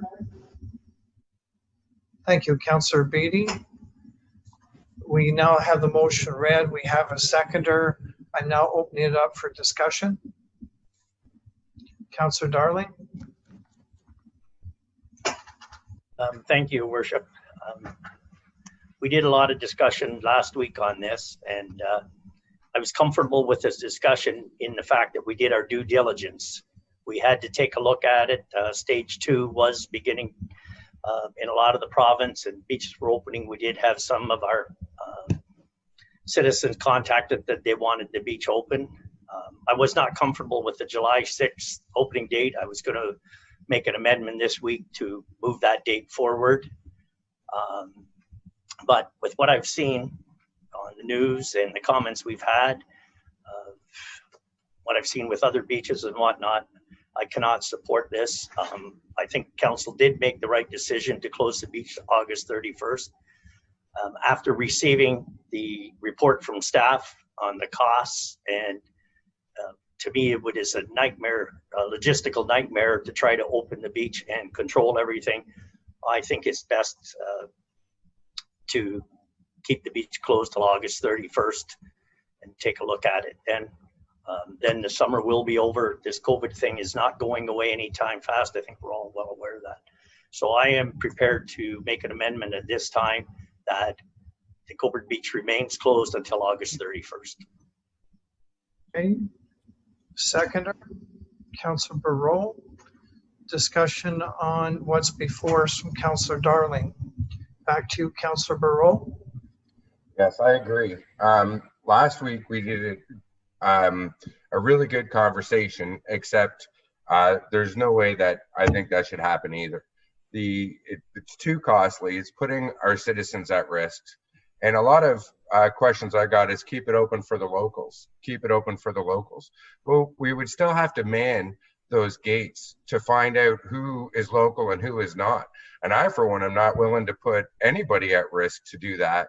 To me, it has to be closed for the safety of our citizens. That has to come first. Okay, any other comment? Deputy Mayor, to you. Thank you, Your Worship. I also had an amendment, but thank you, Councillor Darling, for bringing that forward. Mine was a little longer, but it basically got to the same purpose to close the beach till the end of August. We all unanimously made this decision on the 1st of June, and I think it was the right way to go. We've had a great discussion, but there is no way that I can support this amendment as it sits in front of us. We've received all kinds of information from citizens that they want their beach protected, they want the town protected, and this amendment, like you said, Councillor Darling, either Bureau or Darling, full of logistical items that would be a nightmare. I worry about the lifeguards, I worry about the students, I worry about our security forces, I worry about our bylaw officer. And there is not one thing in this revised amendment from Councillor Emily Charlie's original motion that I agree with. So I want a recorded vote on this. I think the public needs to know who's voting how, and whether it's a recorded vote on the amendment and then a recorded vote on the final motion. Either way, I think, can we do both, Mr. Larmer, just to make sure this amendment passes and then a final recorded vote? Okay, so noted. Other comments, members of council? Thank you. Councillor Burkett, by all means. Thank you, Your Worship. I think it was a very tough decision that council made on the 1st of June. When I put forth that motion, it was to obviously revisit, because this is a changing environment that, as everyone knows, with the province reopening the economy, and obviously we're seeing the effects of certain areas being phased in behind us. It's a very difficult situation, tough to control. So I think, I think council as a whole, we're on the same page. We want to do what's best for the citizens of Cobourg. And thank you for putting the amendment forward, Councillor Darling. Any other comment from members of council? I'll go to Councillor Barreau. I saw your hand first, then I'll go to Councillor Charlie. Councillor Barreau. It's okay, go to Councillor Charlie first. Okay, thank you. Councillor Charlie. Yes, likewise, I can support the motion that's being put forward by Councillor Darling. And that's because in our last meeting last week on June 22nd, Council, we identified areas where we needed more information. That information has come to us in the staff report, and I'd like to thank Mr. Hustwig for providing us with detailed information. But I agree with my fellow members of council that logistically, this is just too costly, it's too complicated, it's too permissive for me. Up to 1,500 people on the beach is a definition of a crowd, and for me personally, crowds on the beach are not acceptable this season. And it's not with enough benefit to the community. And I think we've heard from so many citizens about, I think, pre-existing concerns. It's concerns that predate the pandemic that we're dealing with right now, concerns about how we manage tourism in Cobourg, concerns about the busyness of the beach. And I think what's clear to me is that we need to have a long overdue conversation about our approach to managing the popularity of our beach. But I really feel that conversation needs to come after this state of emergency, not during. And for the time being, I am comfortable with a full closure until the end of August. But I would just caution as well that in this climate of dealing with the pandemic, I have the impression that COVID is going to be with us here in Ontario for a long, long time. And as a council, I think we need to think of ways to mitigate risk and to deliver our services and provide access to public spaces in ways that really adapt our practices so that we can mitigate those risks. So looking forward, looking ahead to September and beyond, perhaps even into next year and next year's summer season, I think we will need to consider other options, like some of the options that have been mentioned in delegations today regarding Fort Erie and Crystal Beach. I've been looking at their model, and I think I'm willing to consider some of those options of resident passes, and again, thinking creatively about how we can mitigate risk. So, but for the time being, yes, I can support the full closure. If I may make comment, first of all, I'd like to thank Director Huswick and any staff involved. He followed through exactly what we asked him to do, to come back with the best logistics, with the best estimates of the time that we provided to him. And I thought he did an amazing job, knowing that we did not give him a lot of time to come back to this council. I'm very pleased that that report went viral. I can say honestly, I don't think I've ever been as busy as a mayor. Personally, since we last met, I have answered 324 personal emails or calls in that duration. And I want to apologize publicly to those who were still calling and emailing me earlier when I was in closed session that I never got to. I have not seen in past that many calls to a mayor's office, and I know council themselves received numerous emails beyond maybe even what they were expecting. I do want to thank the public, because as I was carefully listening and reading their submissions, which were very detailed, it left me with 12 critical components, all various, but all came back to a summary: the health and safety and the well-being of our community over anything that's expedient towards tourism, business, or otherwise. And at the end of the day, that was certainly a clear message.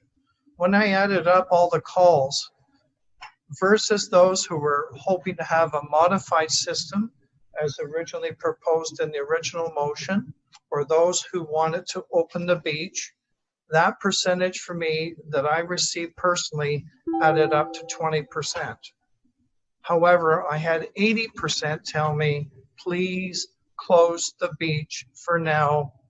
We'll review as we move forward into September, as was stated by Councillor Chorley, maybe a different time, a different moment, but they are asking for our leadership.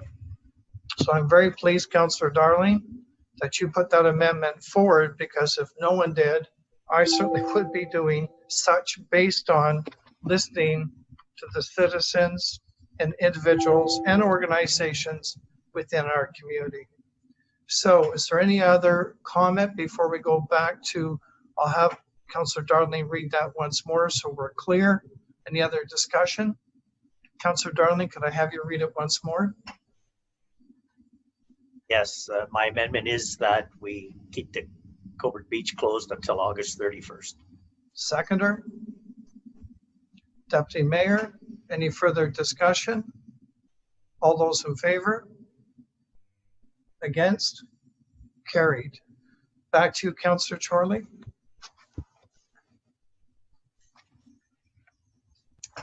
Thank you. I believe, Councillor Darling, could you go ahead and, oh, we don't need to vote on that again, the amendments. Was that the amendment or the final resolution?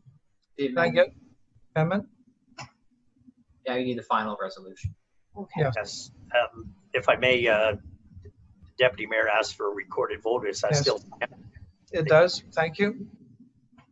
Mr. Lambert, let me know when you're ready.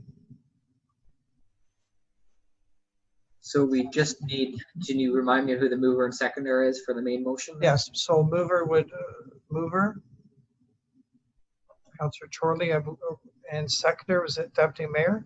No, Just, Nicole. or so it was Councillor Beatty, thank you. Worship, would you need me to read the procedural bylaw section or go right into the vote? I believe since we've done already, would everybody be comfortable if we went right into the vote? Somebody who would like it read? See not, Mr. Larmer, right to the vote? Councillor Nicole Beatty, For. Councillor Aaron Burkett, For. Councillor Adam Bureau, Or Councillor Emily Chorley, For. Councillor Brian Darling, For. Mayor John Henderson, For. Deputy Mayor Suzanne Seguin. 4. 7 in favor, 0 against, your worship. Carried. Okay, motion is carried. Thank you. could we take a 2-second? Sorry. Could we I'd like take- to finish first, if I may, the number 2 and 3 within Councillor Chorley's section. Would that work, Councillor Burrow? Yes? Thank you. Councillor Chorley, number 2 for you. Item 2 is motion from the Committee of the Whole regarding the award of the East Pier Design and Engineering Request for Proposal, RFP CO-20-06 CSD. The motion is moved by myself, and I'll need a seconder. Seconder by Councillor Burrow. Whereas at the Committee of the Whole meeting on June 22nd, 2020, Council considered a memo from Director of Community Services regarding the award of the East Pier Design and Engineering Request for Proposal, RFP CO-20-06 CSD. Now therefore be it resolved that Council award the East Pier Design and Engineering Request for Proposal contract to MBTW Group in the amount of $189,895 plus HST to provide design, engineering, and other professional services for the repair and enhancement of the East Pier.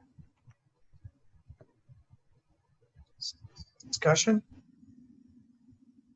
Seeing none, all in favor? Against? Carried.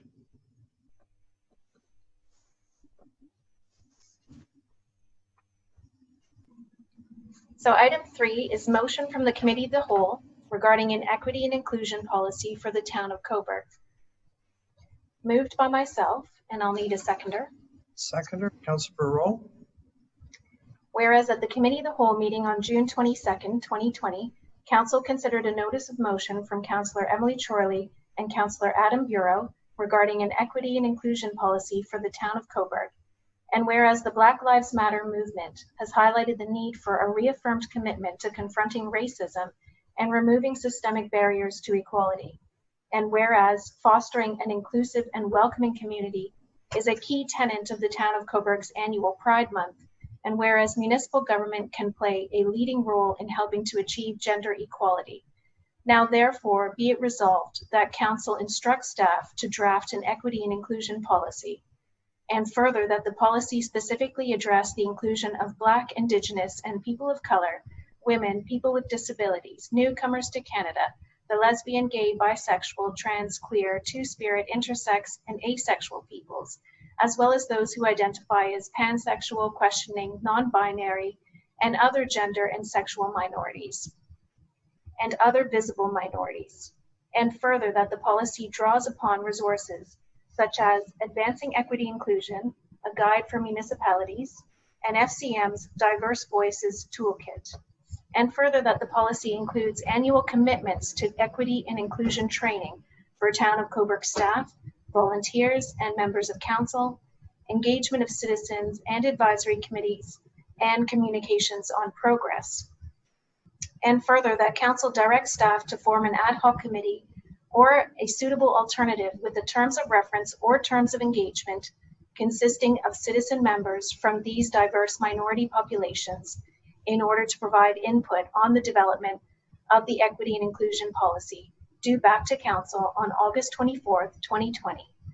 And further, that the draft policy be presented to council for consideration by December 7th, 2020. Okay, it's been seconded. Councillor Beatty, thank you. The discussion? Councillor Beatty? Thank you, Your Worship.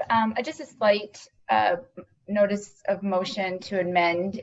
Upon reflection this past week and speaking to a few advisors specifically who've done some work with the Canadian Centre for Diversity and Inclusion, they raised an important point to me. One thing I neglected to add to just some of my wordsmithing and inclusionary language for council's consideration, the motion to amend is just to name the policy the Equity, Diversity and Inclusion Policy. Diversity and inclusion really speaking to race, sexuality, as well as accessibility and other visible minorities. So the notice of motion to amend is straightforward, that the name for the policy be updated to reflect equity, diversity, and inclusion policy for the town of Cobourg. Okay, I believe that's quite clear. Seconder for that. Councillor Darling, any further discussion? I don't think it changes the context of the motion. Seeing none, all those in favor? Against? Carried. And Mr. Larmer, just because it's that slight change, do we have to have the whole thing, or should we have it read once again? I think as amended is fine. Okay, thank you for that clarity. Okay, and we're back to, in this case, Councillor Turley, back to you. So you In call terms vote. Pardon me? It was moved by Councillor Chorley, second by Bureau. You can just call the vote on that. Okay, thank you. All those in favor? Against? Carried. And at this point, Councillor Barreau, is your request for a 3-minute? Yes. 5-minute? 3. I'm good with whatever. I'm just looking where we are. We're getting closer.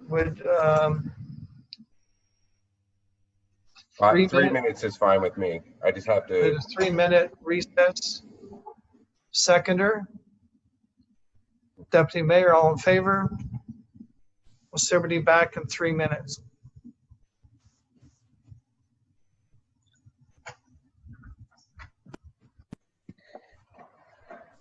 Oh.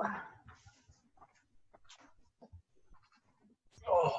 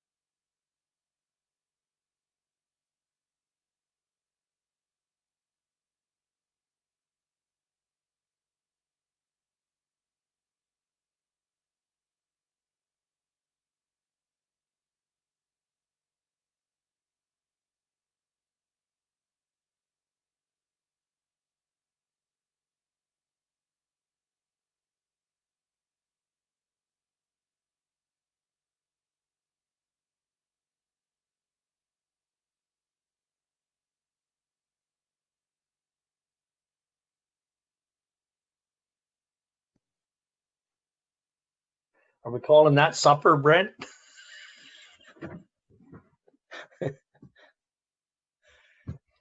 I wish I hadn't went downstairs. My wife's got a nice big juicy burger cooked for dinner. Ugh. Don't tell me that. I got a tuna sandwich, I think. I'll come over to your house. Well, I saw one big juicy burger sitting on the counter. I said, is that my dinner? So,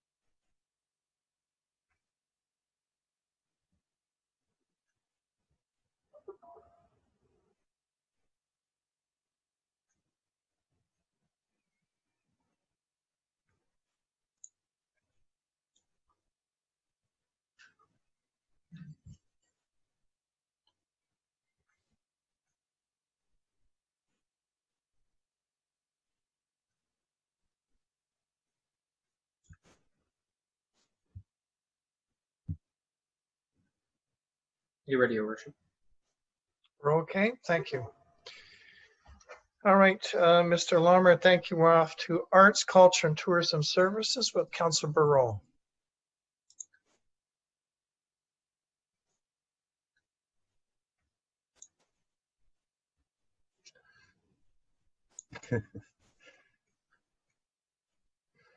Motion from the Committee of the Whole regarding the closure of King Street from Spring Street to McGill Street for a pedestrian-friendly zone. Moved by myself, and I need a seconder. Seconder, Deputy Mayor. Whereas moved by myself and seconded by Deputy Mayor Sagan. Whereas the Committee of the Whole meeting on June 22nd, 2020, Municipal Council considered a memo from the Secretary of the Downtown Business Improvement Area Board of Management, DBIA, regarding a recommendation to Council on the closure of King Street from Spring Street to McGill Street for a pedestrian-friendly zone. And whereas moved by Deputy Mayor Sagan, that the DBIA Board of Management recommended to Council that King Street be closed from Spring Street to McGill Street for 4 trial weekends with dates of July 17th to July 19th, July 31st to August 3rd, August 21st to 23rd, and September 4th to September 7th. And whereas the restaurants, bars, and coffee shops have had terrible hardships since the beginning of COVID-19 due to the provincial shutdown, and whereas Downtown Business Improvement Area Board wanted to help all members of the downtown by making King Street a pedestrian-only street, to expand patios onto King Street for 4 trial weekends in July, August, and September 2020. And whereas the King Street road closure will commence on each selected Friday at 9 a.m. with the road reopening on each selected Sunday or holiday Monday at 10 p.m. And whereas the DBA Board of Management recognizes that the road closure is not an event and rather a pedestrian-friendly area to showcase and assist our DBI membership. Whereas the road closure will follow fire, police, emergency, and liquor license requirements set out by the municipality and the province of Ontario. And whereas the DBIA will apply for the patio extensions for each place, and whereas the DBIA will pay for barriers, tables for the restaurants, bars, and coffee shops so they can have extra seating to help make ends meet, and whereas the DBIA Board of Management will hire a security guard from 11 a.m. to 6 p.m. each date of the road closure to promote physical distancing and educate the public where applicable. Now therefore be resolved that Council approve the recommendations of the DBI Board of Management pedestrian-friendly trial weekends, and further that Council approve all licensed establishments located within the DBI perimeters to be permitted to apply for a temporary patio extension on King Street as a part of the pedestrian-friendly zone approved road closure. Any further discussion? Deputy Mayor? Just to support Councillor Bureau, we had a very detailed discussion on this issue at DBIA board.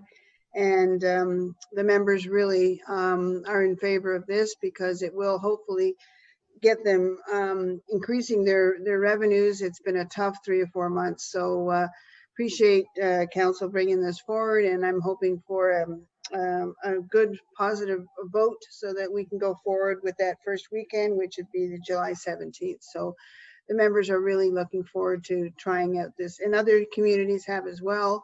I know Gananoque have tried it, and I think Belleville has tried it, and they're working with pedestrian throughways so that their members can survive, which is basically what we're looking at here. Thank you.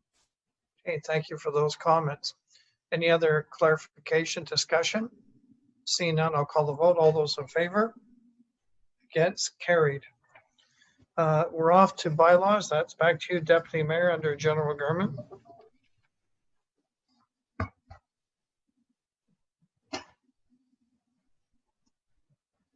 Thank you, Worship. Number 1, bylaw number 040/2020, being a bylaw to authorize execution of a sale of land agreement with 1205-1184 Canada Inc., Cobourg Steel Inc., and the town of Cobourg, Southside Dodge Street, Cobourg. Action recommended that council adopt bylaw 040/2020, being a bylaw to authorize the mayor and municipal clerk to authorize execution of a purchase and sale agreement with 1205-1184 Canada Inc., Cobourg Steel Inc., and the town of Cobourg. Seconder. Councilor Burkett, discussion? All in favor? Against? Carried. Second item is a bylaw 041/2020, being a bylaw to enter into an identification agreement with the County of Northumberland regarding the transfer of jurisdiction of Courthouse Road. Action recommended that council adopt bylaw 041/2020, being a bylaw to authorize the mayor and municipal clerk to execute on behalf of the corporation an identification, still didn't say it right, but you see it in front of you, agreement with the County of Northumberland and the corporation of the town of Cobourg in accordance with the terms and conditions as set out in the identity agreement. Okay, seconder. Councilor Beatty, discussion? All in favor? Carried. And I believe, if I'm tracking properly, we're off to planning and development with Councilor Beatty. Thank you, Your Worship. Bylaw number 042/2020, being a bylaw to authorize the execution of a cash in lieu of parking agreement between the town of Cobourg and Jenna Lee Fitzgerald, the owner of George and Orange Tap Room and Kitchen. The action recommended is that council adopt bylaw 042/2020, being a bylaw to authorize the mayor and municipal clerk to prepare and execute a cash in lieu of parking agreement between the town of Cobourg and Jenna Lee Fitzgerald, owner of George and Orange Tap Room and Kitchen, for the property located at 67 Orange Street in Cobourg, pursuant to Section 40 of the Planning Act, RSO 1990, Chapter P13 as amended. Seconder. Councilor Burkett, discussion? All those in favor? Against? Carried. And that takes us back to General Government Services. Deputy Mayor. Thank you, Your Worship, that the following bylaws be passed. Bylaw 040/2020, being a bylaw to authorize execution of a sale of land agreement with 1205-1184 Canada Inc., Cobourg Steel Inc., and the town of Cobourg, Southside Dodge Street, Cobourg. Bylaw 041/2020, being a bylaw to enter into indemnification agreement with the County of Northumberland regarding the transfer of jurisdiction of Courthouse Road. And 3, bylaw 042/2020, being a bylaw to authorize the execution of a cash in lieu of parking agreement between the town of Cobourg and Jenna Lee Fitzgerald, owner of George and Orange Tap Room and Kitchen. Action recommended that leave be granted to introduce bylaws 040-2020 to 042-2020 and to dispense with the reading of the bylaws by the municipal clerk, and that same be considered read and passed, and that the mayor and the municipal clerk sign the same and the seal of the corporation be thereto affixed. Seconder. Councillor Beatty. Discussion. All in favor? Carried. And Mr. Larmer, I believe we're back to you. Yes, next, your worship, there's been no correspondence, no petitions, committee and board minutes, and now we're at council coordinator announcements. Okay, thank you. Number of items, just for everybody's information, the CEO posting is out virtually. It's also on the town website. I'd like to thank Mr. Davey for supporting that to communicate. And the closing is July 9th. Also, I'd like to read an important announcement, actually a number of them from Northumberland County in case council missed these or the public is not aware of them.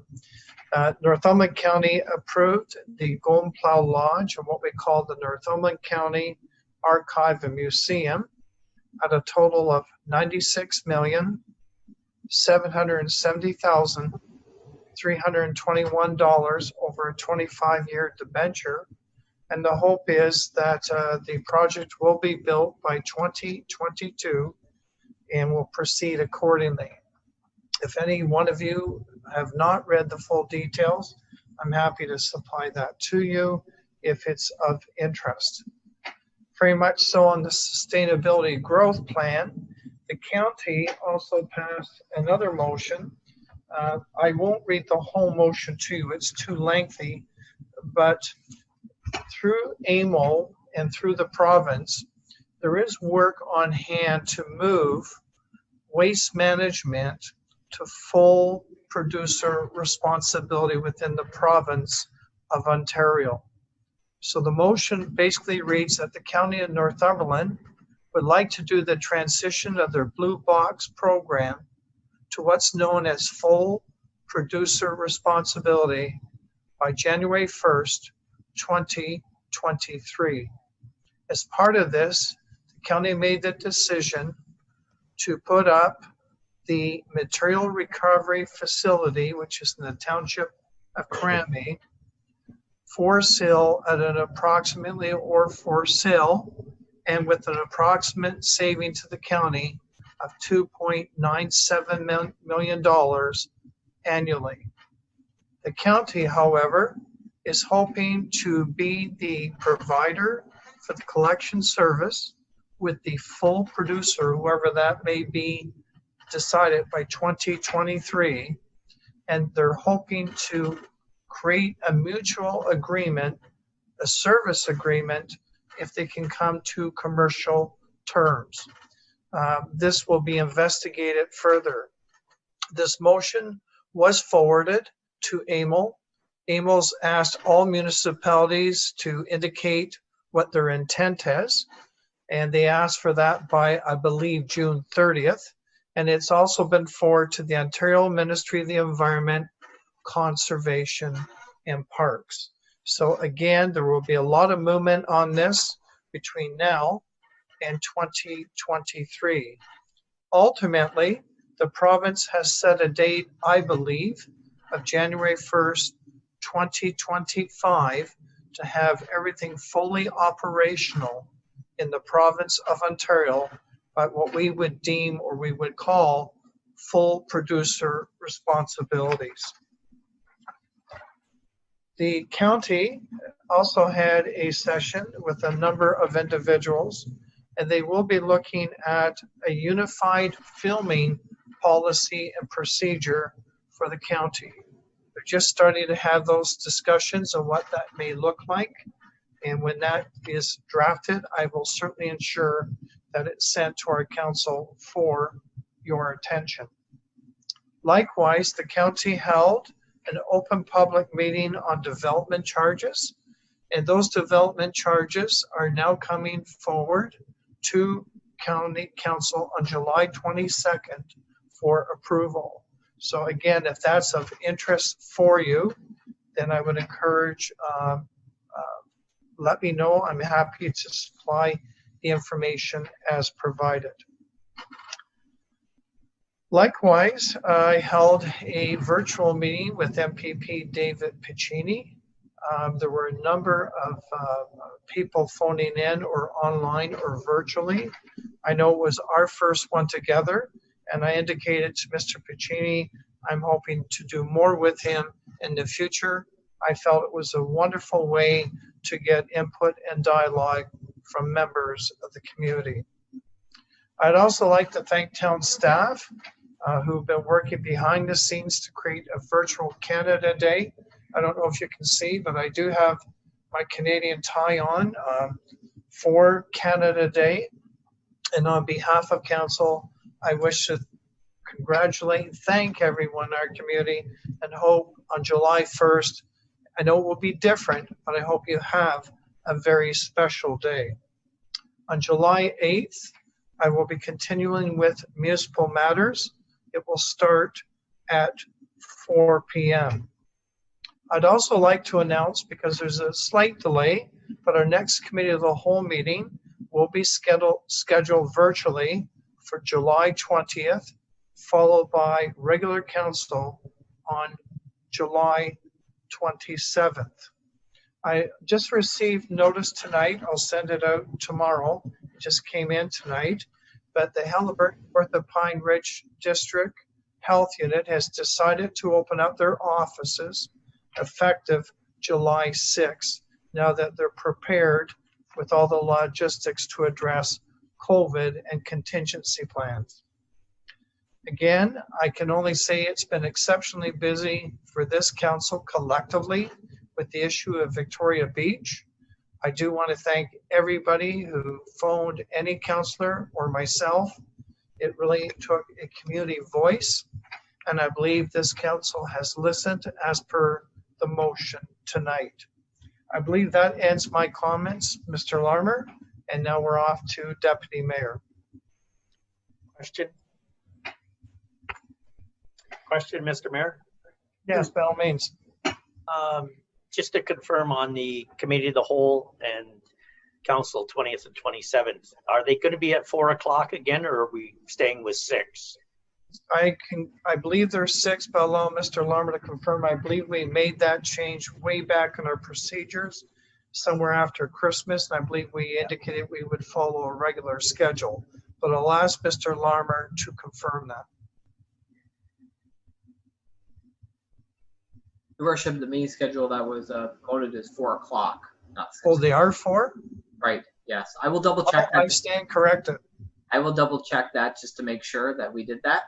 I could be staying correct. I don't have it right in front of me, but I'm looking at a schedule and it says 4. So I will confirm that with you. Okay, thank you. And if it is a change, I will direct our communications to put it out if it is from 4 to 6. The public are well aware. Okay. Sorry, Mr. Darlene, I thought it went back, but thank heaven we have Mr. Larmer. Deputy Mayor. Thank you, Your Worship. For general government report for tonight, I wanted to begin my report kind of how you left off yours. I wanted to thank all the people of Cobourg who reached out to me, and there were plenty, and my fellow members of council regarding Victoria Beach. The passion you all expressed was amazing, whether you wanted to keep the beach closed or open it in some manner.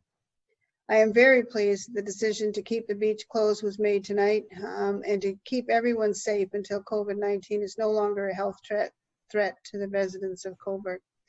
We received a great many ideas going forward for the summer of 2021. It's my hope that we can put together a committee of citizens, staff, and council reps to discuss Victoria Beach over the winter and come up with a plan. Councillor Chorley alluded to how many great ideas she had as well. Come up with a plan to look at our beach for, and to decide what we want for the citizens that live here and make the beach accessible to all the people of Cobourg, first and foremost, and to perhaps charge a fee for visitors. That's down the road, and I just wanted to know that there were tremendous ideas put forward throughout this process, and there will be more to come.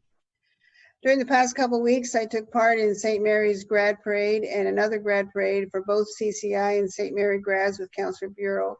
It was so much fun to see all the cars and the trucks decorated and the 2020 grads enjoying themselves. All the best in the next chapter of your lives. This coming Thursday, we will be having a general government meeting to discuss a variety of issues. On the list is the proposed drug rehab center across from CCI. I've received quite a few emails on this. Council has not heard any details on this plan, and I hope to get more information, and this will come to council soon. As the mayor mentioned, the CAO position is out there in the public forum and on our website. And the mayor, Councillor Charlie, and myself are getting updates from Legacy Partners on the progress of hiring Cobourg's new CAO. We've been receiving some applications from several candidates, and we're reviewing the long list of qualified candidates on July 21st. From that list, all members of council will interview the top 2 or 3 candidates in August to select the final candidate. And in closing, I want to take a minute to watch some great Downtown Cobourg videos on Facebook and take part in the Hello Summer contest. We all need some fun after this intensive few weeks. Every weekday until July 10th, the DBIA is giving away $50 to spend downtown. Get to know your downtown businesses, stop in, say hello, and do some shopping while staying safe. And finally, I don't have my red tie on, but I wanted to wish everybody happy Canada Day to your family and friends. We will miss the parade and activities in Victoria Park, but hopefully you can find a way to celebrate our nation's 153rd birthday with Cobourg's virtual party. Thank you. Thank you, Deputy Mayor. Councillor Beatty. Thank you, Your Worship. Just one moment while I pull up my report and make sure my microphone is on. Great. Okay. Starting with the formalities in my role as Coordinator of Planning and Development, a few things to note from the planning team. The first is that the patio review team continues to receive numerous requests for temporary restaurant patio extensions in response to the provincial government's Stage 2 reopening plan. In advance of the reopening, 2 Zoom information sessions were convened by town staff with local restaurateurs, with representatives from the Health Unit and the Alcohol and Gaming Commission of Ontario were in attendance. The patio review team consists of Angela Stewart and Brent Larmer from Legislative Services, Dave Hancock from the Building Department, Aaron Blair and Steve Kuhlman from the Fire Department, Director McGlashan and Rob Franklin from the Planning Department, and Director Wills from Engineering and Public Works, with additional assistance provided where necessary from the County of Northumberland Traffic and Right-of-Way Supervisor and the KPRD Health Unit. A great deal of thanks goes out to the team for their hard work in reviewing their requests and turning around these applications for approval as quickly as possible. My partner and I were strolling down King Street and the downtown area over the weekend, and it's really great to see our restaurants and cafes being enjoyed by locals and visitors alike. Secondly, PDAC convened its first meeting since the shutdown from March via Zoom on June 16th. It was really great to see our Planning Advisory Committee members, albeit virtually. The Affordable and Rental Housing CIP, that's the Community Improvement Background Report, proposed plan, and the presentation materials were reviewed and discussed. Further information will be forthcoming as to the next steps in public engagement before bringing the project back to Council for approval. Just another note with PDAC that we do have 2 positions open for the Advisory Committee, and both Planning and the Clerk will be working on doing a call out for applications when time permits in the foreseeable future. Director McGlashan attended a Zoom information session convened by MPP David Piccini and Cordelia, Cordelia Clark and Julian, Assistant Deputy Minister for the Ontario Growth Secretariat of the Ministry of Municipal Affairs and Housing on June 23rd regarding the proposed amendments to the growth plan and the updated land needs assessment methodology, which was very informative. The Planning Department and the Development Review Team continue to work through numerous development applications with approximately 15 active applications in the system and new proposals coming forward every week. I'd also just like to take a moment. I know Rob Franklin, planning manager, took a few moments and did a video interview to clarify some questions around the use of the institutional building at the medical clinic across from Cobourg Collegiate Institute, CCI, on King Street East. Just for clarity purposes, a recovery and rehabilitation center is a permitted use under the existing institutional zoning, and thus only requires a building permit. And to clarify, this has not yet to be issued. Any questions can be directed to myself, and I will help you source the appropriate information. With respect to Transition House, the board of directors has obviously been busy with their emergency shelter at CCI, and from what I know, Councillor Bureau and I were both in attendance at their AGM last week. Some really exciting developments, obviously, with the appointment of Ann Newman as their new executive director and the welcoming of some very skilled and talented new board members. I know they are excited about introducing their strategic plan to the community, as well as continuing to have community conversations as they continue to support the most vulnerable citizens in our community. Just an update on the liaison role. To my understanding, the board of directors is still reviewing what that position would look like in relationship to their board, and both Councillor Bureau and I await additional information.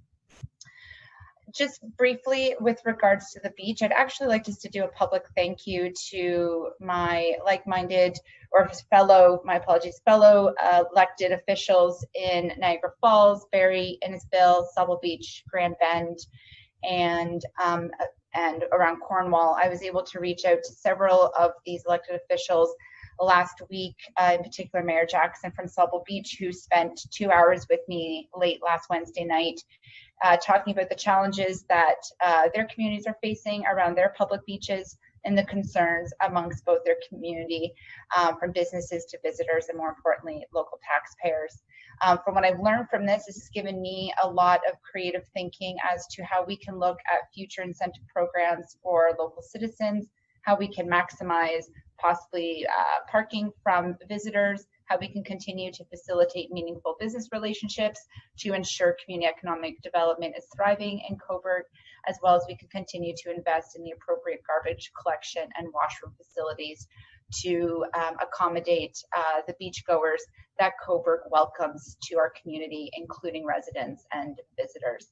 And finally, I'd just like to thank Teresa Rickerby, who invited me to speak at the Glen Watford Pebble Beach neighborhood graduation ceremonies on the weekend. Last week wrapped up school for many youth who are celebrating a graduation across many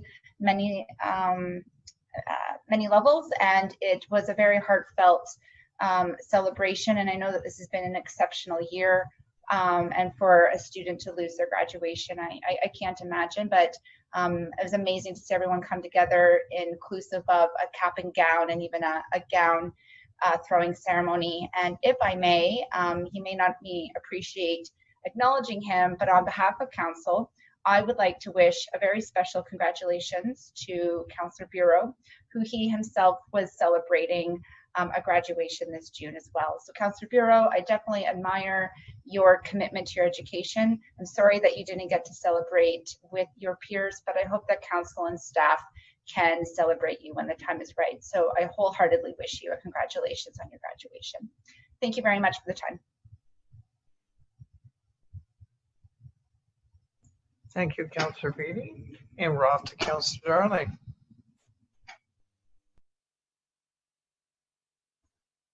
Thank you, Your Worship. I'll just pull up here. When I pull up the right one.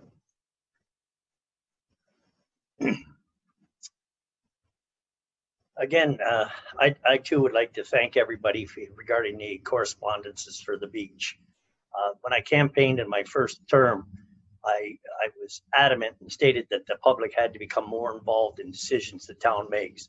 And believe it or not, with all the emails I received, it was really nice to see that everybody was on board and brought their opinions forward. I think that's what makes a great community. So getting into public works, again, the weather has cooperated and all the construction projects are moving well. If you've been on Division Street, you've probably been slowed up. Kerr Street construction project from Division to Darcy Street is ongoing. And the road surface going west of Division Street is starting to take shape. So we'll probably be using that later on this fall. The work is progressing well on the Midtown Pond. It too is a huge project. If you have an opportunity, you're out on a bike ride or a walk and you're in that area, and you go down Buchanan Street and go up the top end of George Street, which is just more or less of a lane, you can see the immense excavation that they're doing there, which in future should provide some well-needed relief in case of flooding. Matthew Street upgrades are progressing well. I was speaking with the on-site inspector. He informed me that there have been a few minor glitches, but that is to be expected when you're digging up a decades-old street. The folks down at on 3rd Street will be happy to see that the new entrance off the 3rd Street, off of 3rd Street into the Esplanade West parking lot is being completed. That was part of our plans. If the Esplanade one way going west, the trial became permanent, and it did. So that that entrance into the parking lot has been completed, which will save people from driving in against the one way just so they can sneak into the parking lot. If you look around town, you'll see Murphy Paving have been out, and they've been repaving road surface around town that had been torn up to complete sewer and catch basin repairs. The Public Works has had to remove some bike racks and that in the downtown in order to help with some of the restaurants that have asked to have their patios extended. So they will be putting them back in. If anybody's noticed them missing, that's the reason. And last but not least, I'd like to thank Mel and our GIS department for their report and all the work that's being completed on the Northumberland GIS Cooperative. The data capture for asset management will prove invaluable. I think the team done a great job on that, and I just hope they'll keep up the good work. And that's it for Public Works. Thank you, Councillor Darling, and we're now off to Councillor Chorley. Thank you. Again, regarding Victoria Park Beach, if anyone missed it earlier in the conversation, it will remain fully closed until August 31st. And I know that every member of council is working very hard to navigate these challenging circumstances. So I really want to extend a thank you to all of my colleagues on council. Regarding the marina, transient boaters are now permitted, and that's as of this past Friday. So far, there were 14 transient boats over the weekend, and the fuel docks have been quite busy. The administration building at the marina will be opening this week. And with the beach closed, staff have observed that the harbor, the headland, and the West Beach have been very busy. So obviously this is something that staff and council will need to monitor, particularly with Victoria Park Beach being closed for the coming weeks. At the campground has opened as of this past Friday with new safety procedures. Washrooms are closed, but porta potties are available. The harbor water quality testing and results, the regular testing at Victoria Park Beach and in the West Harbor has revealed that there are high levels of E. coli in the water at the moment. I believe normal safe levels are around 200 parts per million, and the average last week was 449 parts per million. And obviously the town will keep the public updated with notifications on this. Regarding parks, Centennial Pool, staff are working towards an opening potentially on July 6th. And staff are working with the YMCA on new operating procedures and programming, and that should be published shortly.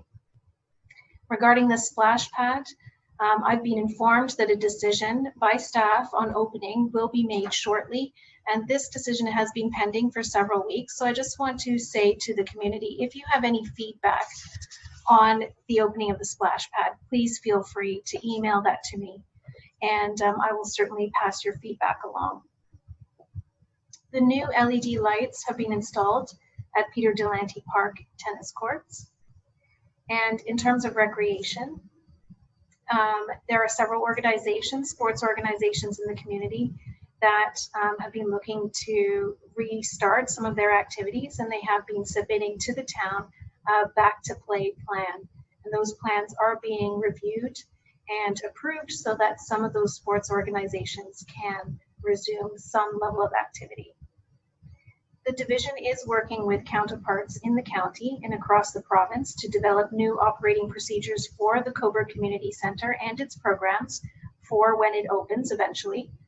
Staff are waiting right now for a copy of the regulation to understand the details of the provincial government's recent decision to allow the opening of facilities for indoor sports and recreational fitness activities, and how that may influence the town's decision on reopening the CCC. I'd just like to update the community on staffing levels within the department regarding summer students.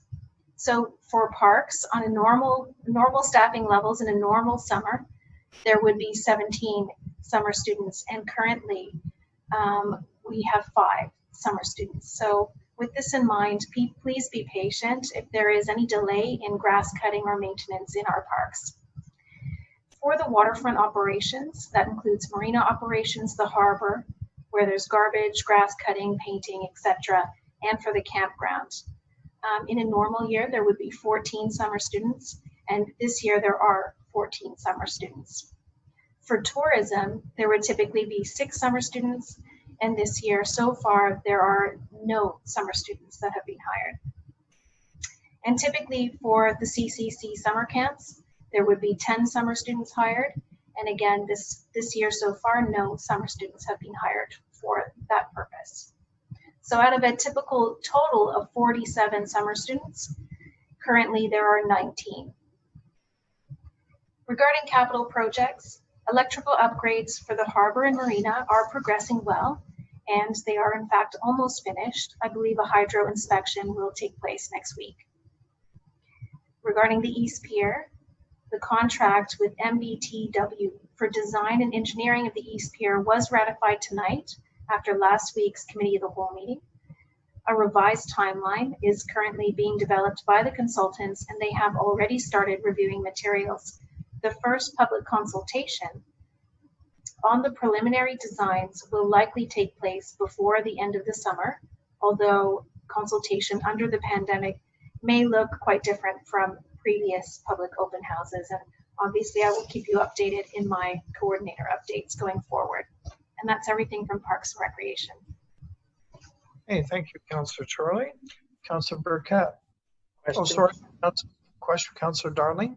It's more or less a comment. I'd just like to thank Councillor Chorley for mentioning the electrical supply at the harbor. I was down the other day. I was down several times checking it out while they were doing it. And I'd like to compliment Lakeland. They did a magnificent job creating the boxes that are the junction boxes that are holding the joints. They're easily accessible, yet they're not in the way. And I've heard that they actually did it under budget a little bit. So, I mean, I'm just ecstatic to see that we finally got that raised up and there'll be no more problems there. Thank you. Okay, thank you for your comment. Sorry, we're off to Councillor Burkett. Thank you, Your Worship. So starting with building stats for the month of May, we had 14 permits issued with 15 new dwelling units with an estimated construction value of over $2.6 million. Total year-to-date stats ending in May, we showed 156 permits issued and an estimated construction value of over 16.3 million, with revenues of over 208,000 in revenues, with a total of 88 dwelling units to date.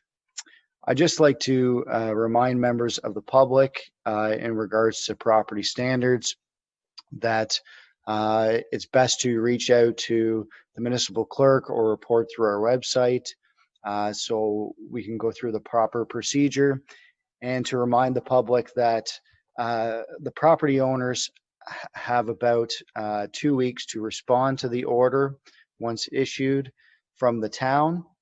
And that on top of that, there's about a week of investigation depending on the complaint and how many that are going on. So if you find that it's taking a little bit of time, it is because staff is busy and we have to follow the proper procedure if it ended up in court in a later date. So I just want to remind the public to bear with us while we can get through some of those. I'd also like to thank all the staff for putting together, the reports for the beach in a timely manner. It's much appreciated. And for all the citizens that reached out and engaged myself and other members of council on this difficult issue. And that's my report, Your Worship. Thank you, Councillor Burkett. And last but not least, Councillor Barrol. Thank you. Tonight I'm going to start off with the Art Gallery. The Art Gallery of Northumberland, located in Victoria Hall, remains closed. They recognize in these times digital culture heritage is contributing to people's enjoyment and creativity more than ever, and the availability of cultural content contributes to mental health and well-being. The AGN launched Window Wednesday, #AGN from Home, video shorts, an excellent digital dose of artwork from the permanent collection, Art at Home Challenge, and art education curriculum in support of the teachers and students. We encourage you to subscribe to the AGN's YouTube channel and watch The View from the Easel, conversations with artists from Cobourg and Northumberland County to learn more about the artists in our community and to stay connected with us. The AGN is looking forward to welcoming our community and visitors to the gallery soon. In the meantime, please visit their website at www.artgalleryofnorthumberland.com or follow on the social medias, all the Instagrams and Facebooks. Moving on to the Cobourg's Farmers Market. The Cobourg's Farmers Market Association is happy to report that they've been able to hold 3 very active and safe markets in which both food and crafts were sold during these days. The customers and vendor participation is increasing weekly, especially as more and more local foods are coming into season.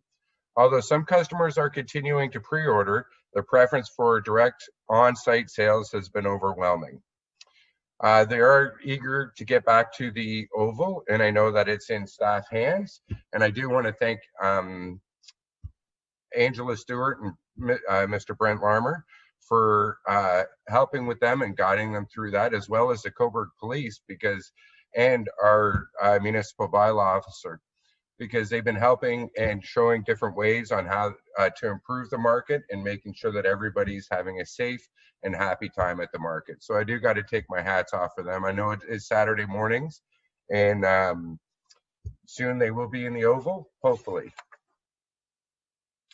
With the DBIA, Deputy Mayor Sagan said a lot of it, and thank you for that. They are just a couple updates. The website is under construction. It's almost done. Right now it does look amazing, but it does need some more work on it. So it will be up and running fully, hopefully by the end of this week. Also, the Buttermilk restaurant is opening up July 1st, just to let everybody know. I know it's a big hotspot in the downtown. And again, thanks to Mr. Larmer, Mr. McGlashan, and I'm sure Director Wills had a hand in that too, on allowing them to expand their patio. What else are we doing? Oh, also we look forward to the first pedestrian-friendly weekend, July 17th. Also, to tag on to the mayor's report, thank you to all the members of the community who participated in the virtual Canada Day challenges. Our Community Canada Day video will launch on July 1st on the Experience Cobourg website and social media pages. The Marketing and Events Department has been successful in receiving a Federal Regional Relief Recovery Fund grant administered by the Tourism Industry Association of Ontario. The purpose of the grant is to help destination marketing organizations drive visitors back to local communities, generating new revenues for local businesses and supporting the overall economic recovery of the province, recognizing that the municipalities must ease their way back into tourism and continue to encourage both citizens and visitors to respect the rules and regulations that have been put out in place to keep people safe. The initial focus will be local, encouraging Cobourg citizens to explore our town, our restaurants and small businesses, and to keep their money within the local economy. Also, Northumberland 89.7 is launching its virtual concert series on Wednesday evening, starting July 3rd to August 7th, from 7 p.m. to 8 p.m. Northumberland Live is providing a summer of virtual concerts with some of the Northumberland's best local musicians. So tune in your radio to Northumberland 89.7 on each of the listed dates and times, and enjoy the virtual live concert, complete with performer interviews. I also want to thank Director Huswick. I know this has been a rough week, and I also, heading back to the beach report, that was a lot of work you guys did in your team in 2 days to put that report, or 3 days to get that report done. So I wanted to tip my hat off to you and for everything you're doing to help local businesses in the parks and everything else as well. And I also want to thank Councillor Beattie for that acknowledgement of graduating. Yes, it did take me 46 years to graduate, but as anybody knows, I do like to tell stories. And this year, to all the graduates, my message is this: we're going to be the only ones to say that we graduated out of COVID-19. We may have not had original ceremony, but that makes us different than everybody else. And so congratulations to all the grade 12s out there and the grade 8s, and happy Canada Day. Well stated, Councillor Barol, and again, congratulations. I believe that brings us to unfinished business. To you, Mr. Larmer. Yes, Your Worship, unfinished business is listed in the agenda. If there's no comments, we next have the confirmatory bylaw. Are there any comments to Mr. Larmer on the unfinished business? Seeing none, Deputy Mayor, we move to you. Thank you, Your Worship. Bylaw 043-2020, being a bylaw to confirm the proceedings of the council meeting of June 29th, 2020. Action recommended that leave be granted to introduce bylaw 043-2020 and to dispense with the reading of the bylaw by the municipal clerk to confirm the proceedings of the council of the town of Cobourg at its regular meeting held on June 29th, 2020, and that same be considered read and passed, and that the mayor and the municipal clerk sign the same, and the seal of the corporation be thereto affixed. A seconder, Councillor Burkett, any discussion? All in favor? Against, carried. I believe that takes us to adjournment. Yay. Councillor Chorley, and again, I wish everyone on council and staff wonderful July 1st. Do something fun, energetic, celebrate somehow. It's still a great day. So take care, and we'll see you soon.